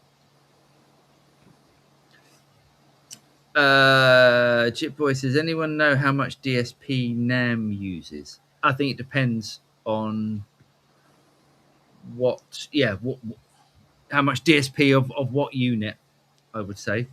I think, I suspect, obviously, NAM A2 Lite uses less than A2. I would guess that's the reasoning behind it. I would suspect, because that's the way processing is going now, it's all going to be ARM based rather than actual DSP based, because obviously ARM chips are now worth pence. So probably one. Probably. I saw a post on Facebook earlier today where some guy has managed to run NAM A2s on he's built his own little computer, almost like a Raspberry Pi type of thing, just on a tiny little circuit board. And he's managed to crack open a Fractal VP4, and he's managed to infiltrate the VP4, both the software and the hardware, connect the two together, and he's got NAM A2s running inside his VP4. Oh, great. Wow. Clever. Wow. Which will never, ever be supported by Fractal, No, sadly. He's voided his warranty. But, Yeah. Sure. Whatever. But hey, I mean, I wouldn't want to invite him to a party. No. Not exactly rocket science, is it? More than I'm into, that's for sure. Search for Tone. Dark Glass think allows 6 NAM captures, probably the most anyone would need, but also the most I think any modeler out of projected to be out. No, Dark Glass will allow if it's Tone 3000, it's endless. There's no limit. You put about 12 in that video, didn't you? I put 12 and it was at 40%. Just strike a chord. Let's hear what that sounds. Yeah, maybe I should have done, but that wasn't the point. It was literally just to show how many of these things. You've seen the beginning of Back to the Future, haven't you, Lee? Yeah. What will be interesting though is we've talked, say, in the past about how when you stack modelled, or let's call them artificial guitar parts, into tracks, how they stop sounding quite so good. If you stack up modeler parts to do the whole wall of sound thing or whatever, it starts to sound a little bit more quote unquote fake. I wonder if you put a NAM distortion pedal into a NAM, split into 2 different NAM amps, going through IRs. Excuse me. I wonder if you get the same sort of build-up of... The build-up of fakeness is the wrong term, but the kind of artificial harmonics and artificial kind of aliasing noises and stuff that you wouldn't notice if you were doing one NAM capture. But if you start stacking them together, I wonder if you start to hear artifacts. They probably cancel each other out, don't they? And you just get silence. Right, we need to steam through. Yeah, we're not far. We're not much now. Gordon, he says, "Even chaps, hope you're all well. Did some NAM A2 captures of my PT15 last week? They're on Tone 3000 on my friend's profile, Joe Webb. They're superb if you're interested, with cab and just head. Very nice. Well done, Gordon." Awesome. Joe Webb, is that Joe Webb who is currently playing with? Oh, I know if it's the same Joe Webb. I know. I think he's on tour with Hans Zimmer currently. Amazing player. We'll check those out. Well, Russ, I want to win Super Cup week. You'll have to try quite hard. You're going to have to try hard this week because we've got a doozy. Search for Tone. I know the Nux only allows 2 captures per preset. Yeah. Is it native or is it converted? Yeah, I mean that's why the anagram just you can load monsters. Yeah. Monster. Good luck, Walrus. Gordon, the Boar's Head near me still has a lot to still has lots of live bands. Essex still has a decent live music pub scene. Really? The Boar's Head in Chelmsford, I think. Not far from me. Blimey Gary, fortunately I live in Manchester and there's loads of gigs on, which is why I would never leave. Just got Weezer tickets for £50. Nice. Walrus, you are going to love the Friedman Jose when you get it in your hands. It's perfect for players who don't need super high gain. Nice. Blimey Gary, I read that the guitarist thought the song was too wimpy and slow, so he aggressively hit his strings to ruin the take. But he did This is the Radiohead Creep. Basically, he started hitting the guitar. The is completely. I'm going to ruin this song, and of course, by doing that, he actually made the song. I think that's my favourite Radiohead song. He's just done it as a spur of the moment thing. Yeah, they started jumping around and hitting the thing and seeing what would happen. It's awesome. Apparently, the rumor has it that the engineer said, "Oh, just play that song. You know that one you think's a bit of a ballad," and they just hit record. Didn't tell anyone, and that's the take. Oh. Al, that was me. Nan Beer Fun. Cheers, Al. He's paying for his own beers now. Yeah. Cheers, Al. Algarve Mark. He says, any advice in a decent acoustic guitar emulator for electric guitar live? I can carry more than one guitar. I can't carry more than one. One guitar, I'm afraid. What other gear are you using, I would say? Because I need an acoustic sound. I've built one in my Fractal gear out of the tube preamp and an acoustic IR, which sounds okay. There's decent emulators in the Blackstar IDX floor. There's a half decent acoustic emulator in that. And the Boss, any Boss stuff, they're pretty good at doing acoustic. I was just about to say, what about the little Boss standalone pedal? That's in a pinch, you know. It's quite old now, that one. That's the only thing.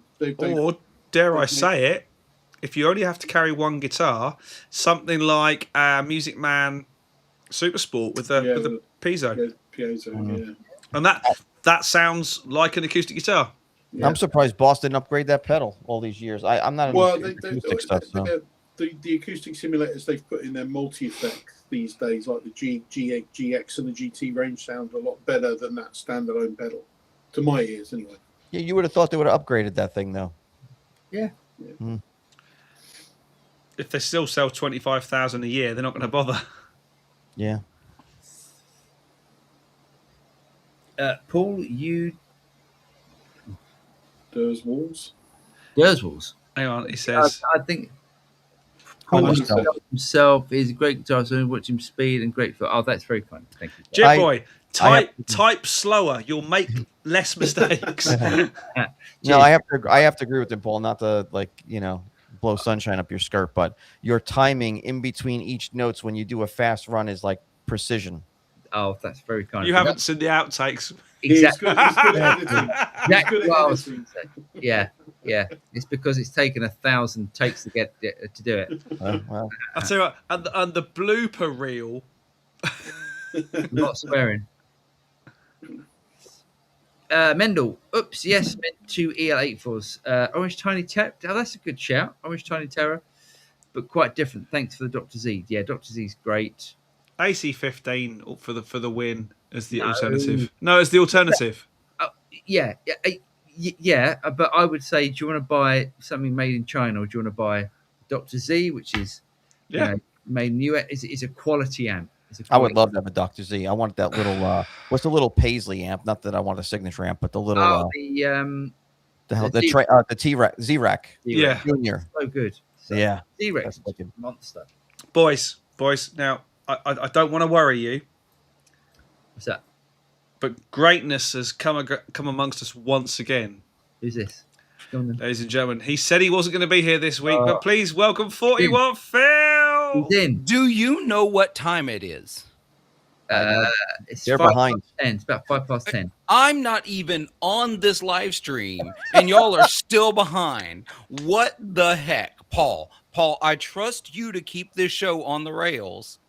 What's going on? What have we done wrong? I don't know. We got like a ton and I'm not even here. Oh, mate, I know. That's because James is making jokes and stuff, and you know what he goes. Oh, sorry for being entertaining. Jeez. And Bill, I would say you've been scolded many times for no reason now, I think. Oh, good, wonderful. I love it. I'll listen, when I get a chance, because I've been busy doing my paying job.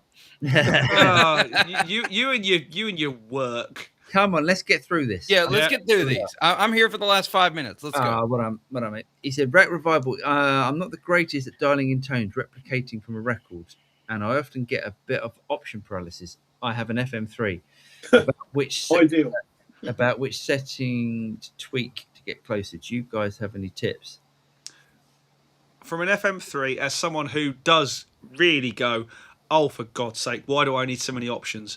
Find a cab you love. Yeah. Stick to it. Yeah. Then work out from that. Because there are so many cabinets in that thing. You won't go through them all. You won't like them all. You probably won't bother. I just went, there's a Marshall with vintage 30s. That'll do. Start from there. Then work forward with your amp and your preamp pedal and your dirt pedals and your modulation and effects after that. That's the way to go for me. There you go. Or find your own voice and don't replicate records. There you go. I'm glad to see Phil can't work out which way's up either. Yeah. Everything's opposite. Come on then. Emira's Super Chat. 100.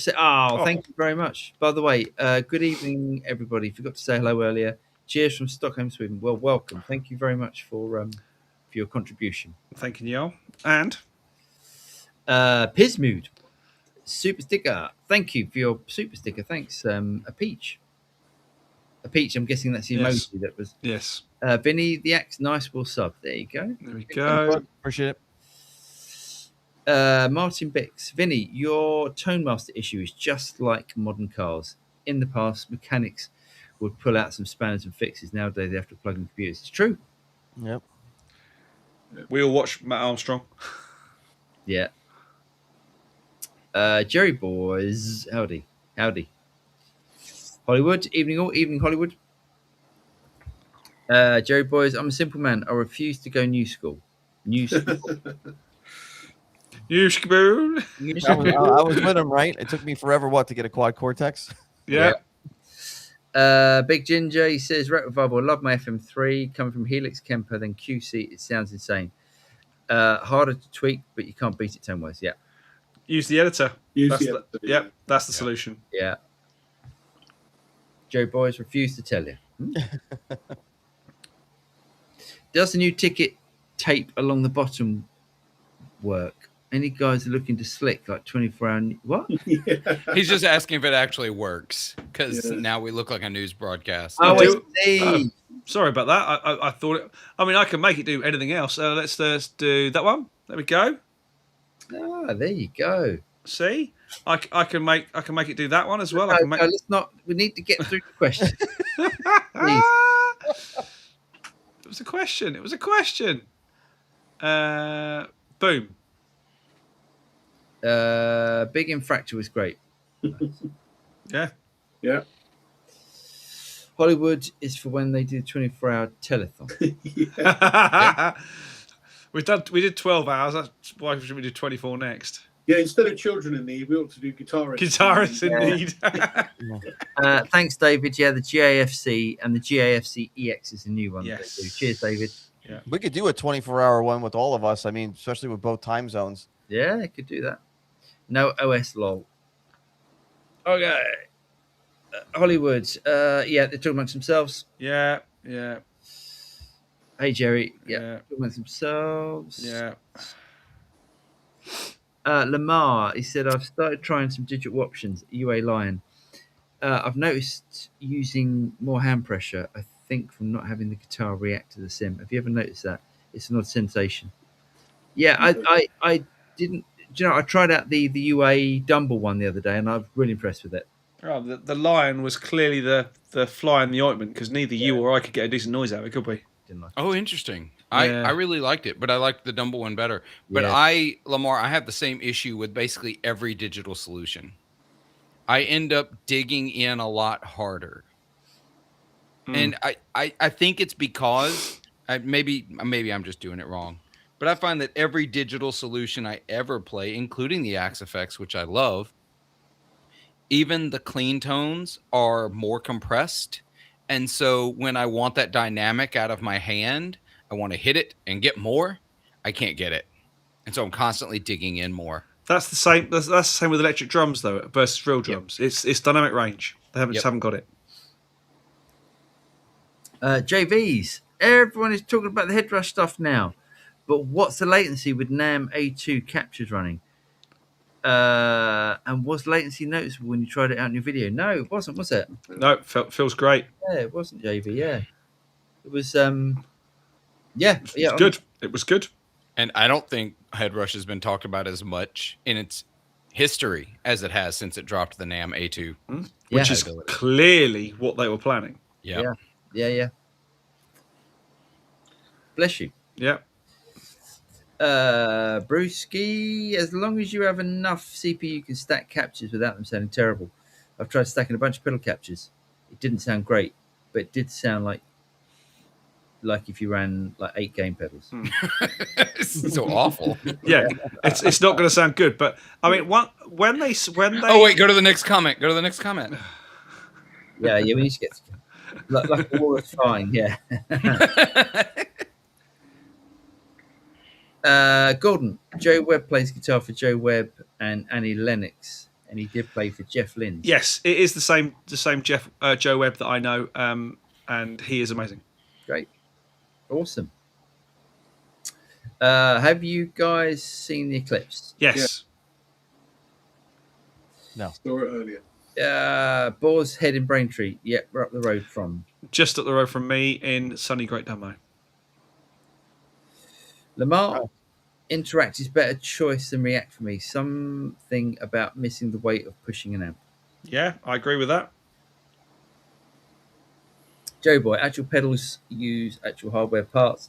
This can be digitally mastered into digital form, but you would need an array of real-world pedals to do that. It is happening, but very slowly. Okay. JV's also said, have you tried NAM Sandwich or other NAM A2 amp simulators for iOS yet? Just wondering which was the best of the lot. I know Genome 2 supports NAM A2 as well, right? Yes. Just curious what you guys think. I haven't used any of the other ones. Go and watch that Anderton's video where they compare all the different NAMs played on different playback devices. Yeah. That was And fascinating. Yeah, and apart from, the Velton stuff came out bottom of the pile because it was converting into their snap tone. But, they compared the Dark Glass against the Headrush, and they basically said just barely anything. Even if we can hear something, we're probably imagining it. Yeah. Genome Capture has a thing over NAM, but NAMM it's a bit like VHS versus Betamax. Yeah. While Genome, I think, is probably the better platform, you have to pay for it. Whereas NAMM A2, it's free. Yep. Okay. I love my Betamax back in the day. I love Genome, so we're on the same page. It's still a Betamax, you weirdos. Wallow leg. Use piezo salad and make an acoustic IR using Colk IR generator. Best acoustic sound you get out of an electric. Nice. Maybe use piezo saddles though, rather than salads. What did I say? Salads. Salads. Piezo salad. Piezo salad sounds great. Very crunchy. Mike, have any of you tried Line 6 Variax standard? And you picked bloody hell, yes. Really long time ago. Line 6 Variax. Sorry, what year is this? 2008. Yeah. I had a couple. Yeah, I mean, back in the day, I thought they were all right. Just not great guitars. The last person I saw demo one was, believe it or not, Sean Halley.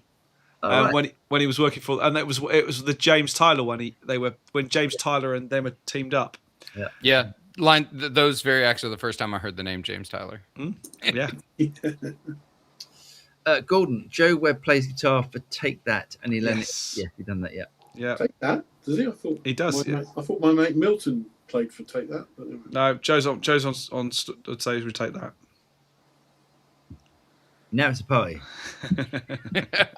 For a few minutes. I used to dislike Line 6 stuff, but the 4 times line of pedal changed that. Their amps and other pedals suckage, but their 4X line is all studio quality and real. I think those stomp boxes they did are still highly underrated. The super, like you could bludgeon someone to death with them. Yeah. But they had the swappable modules. Mm-hmm. So you could swap it at like, oh, I need a rotary pedal. Okay, I'm going to use this one. Oh, I need a reverb. Just pop that module out, pop the new module in. I think they were way ahead of their time. I played a festival a couple of weeks ago, and guitarist in the other band had the blue one. Was the blue one the Ooh, chorus? Yes. modulation, yeah. Yeah. Great. JV says, free James, let him talk. And then he's laughing as if like, please don't. I love Annie Lennox. Yes. Me too. Hello, Studio Rats from Atlantic Canada, New Brunswick. Love your channel. Very informational and valuable for keeping up with the guitar products market. Thanks, mate. Thank you. We do our best. Much appreciated. Recently purchased a 2022 Epiphone Les Paul Standard 60s and love it. Waiting to use it on my Black Star Beam when it arrives. Great review on that product, by the way. Thanks, mate. Glad you got something out of it. Ginger says, I agree with Jitboy, Paul's a killer player. Great. Well, thanks very much. Loads of outtakes. Thank you. The only thing I'll say is the problem is, mate, that you are such a lovely player, and don't whatever you do. But you made that 80 quid box sound really good, and you make a £5,000 amp sound really good. It's the same reason I don't listen to Pete Thorne. I can't trust a Pete Thorne review for anything. Yeah, you should be out on tour with Take That, Paul. What's that? You should be out on tour with Take That. Nah, Jamiroquai. Well, why not? I just listened to Jamiroquai this morning for the first time in probably 10 years. Jamiroquai got all that covered. Okay, live. Hey, late to this. Cheers to all the rats packed from Hot Brussels. Nice. Like Brussels. Acoustic. Just tuned in and heard you guys talk about digital and compression, hand pressure, etc. Does that apply to real amps going into an aux, reactive load, or the rev stuff? I've never tried it. Totally does. It does for me. Here we go.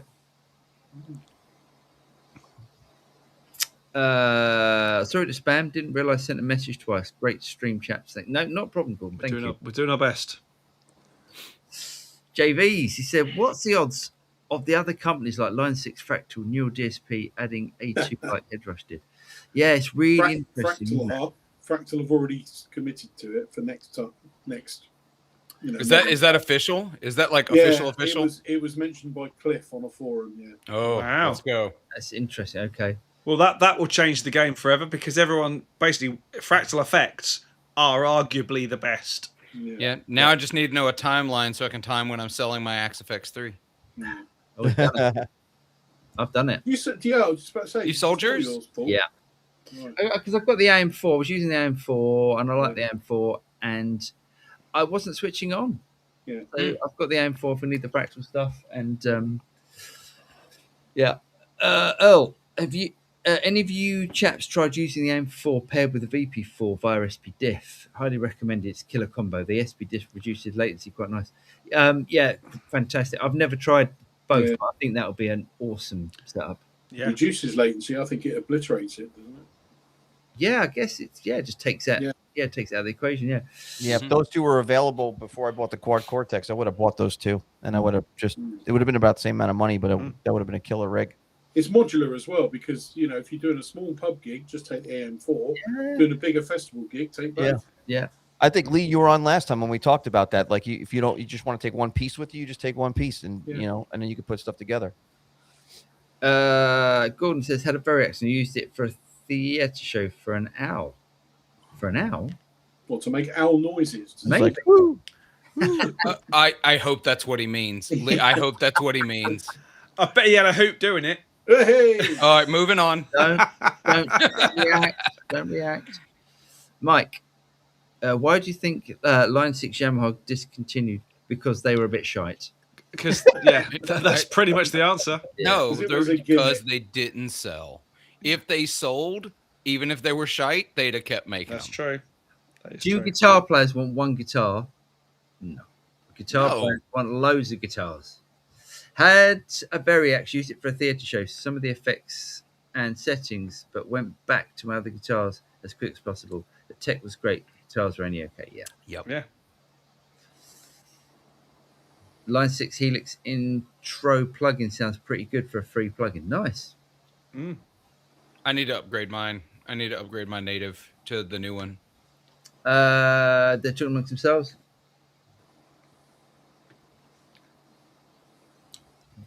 I wish Marshall would reintroduce those 1 watt anniversary models with the 10th watt switch with a great practice amp at home. Nice.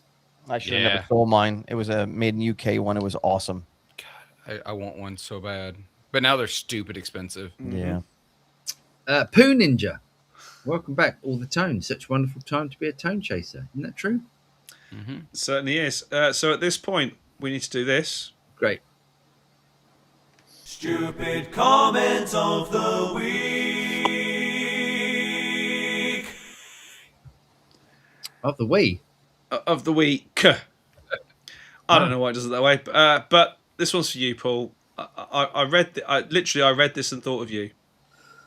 So he says, don't listen to this guy because he doesn't know what the F he's talking about. He's talking about me, by the way. Yeah. I own 3 Rickenbackers and they are all joyful, easy to play. The strings bend just fine. He obviously thinks all guitars should be the same as Fender or Gibson. Maybe if he were a better guitar player, it wouldn't be so tough for him to handle something a little different. Blah, blah, blah. Anyway, I just put, damn, I've been found out. The very definition of confirmation bias in an email. Stop All right. this video. I'm jotting this down, JTM. What video Contact was that? Fender and have them sue Rickenbacker. Oh no, you said Rickenbacker. Y'all are look. Y'all are gonna incite the mob. There is no more toxic guitar fandom than Rickenbacker. Damn. There's no worse one. Damn. Y'all keep poking the bear. I'm just saying, you're gonna get the claws. Hey, I don't care. That Rickenbacker video is done. Stupid comments of the week. Hey, you're the one who wants to go home. I'll just go. That Rickenbacker video has done like 507,000 views. It's great as far as I'm concerned. That's why. Keep it going. It's the gift that keeps on giving. Yeah. So what it's you're a saying is, if I old took video. one of those guitars out to the range and shot a 50 cal rifle right through it and put it up on YouTube, it would probably Your make channel would blow up. Blow up. Blow up. That's the way to do it. It's the way. Vinny shoots guitars. That's what it should be. Yeah. I've still got to figure out what I'm gonna do with the Tube Amp Revival channel. Oh yeah. Right. I get a royalty for that, right? Like at least a 25-cent royalty for coming up with that. Are you going to revive Tube Amp? Surely. At least, you know what, Phil? I just want the T-shirt. I'll come on and say hi. I'll do it. We'll do it. Right. Shall we? Ladies and gentlemen, boys and girls, it's been an absolute pleasure as always to spend an evening with you. Oh yeah. I'm on holiday next week. Woo! So you've got a week off the terrible dad jokes, and someone else can drive the stream. We did say we'd try and get some actual music going in this one, but we're struggling so far. We're really struggling. But hey, we'll work it out. We will get there, maybe in time for the 400th episode. So please do thank my dear friends and colleagues, Mr. Vinny the Axe, 40 Watt Phil, Lee Abraham, and Paul. Oh, come on. Come on. And Paul! That's the flat 7. And me. Take care, everyone. Have a great week. Have a good weekend of gigging in your local pub and having some fun. And we'll see you again very soon for more craziness. Night-night.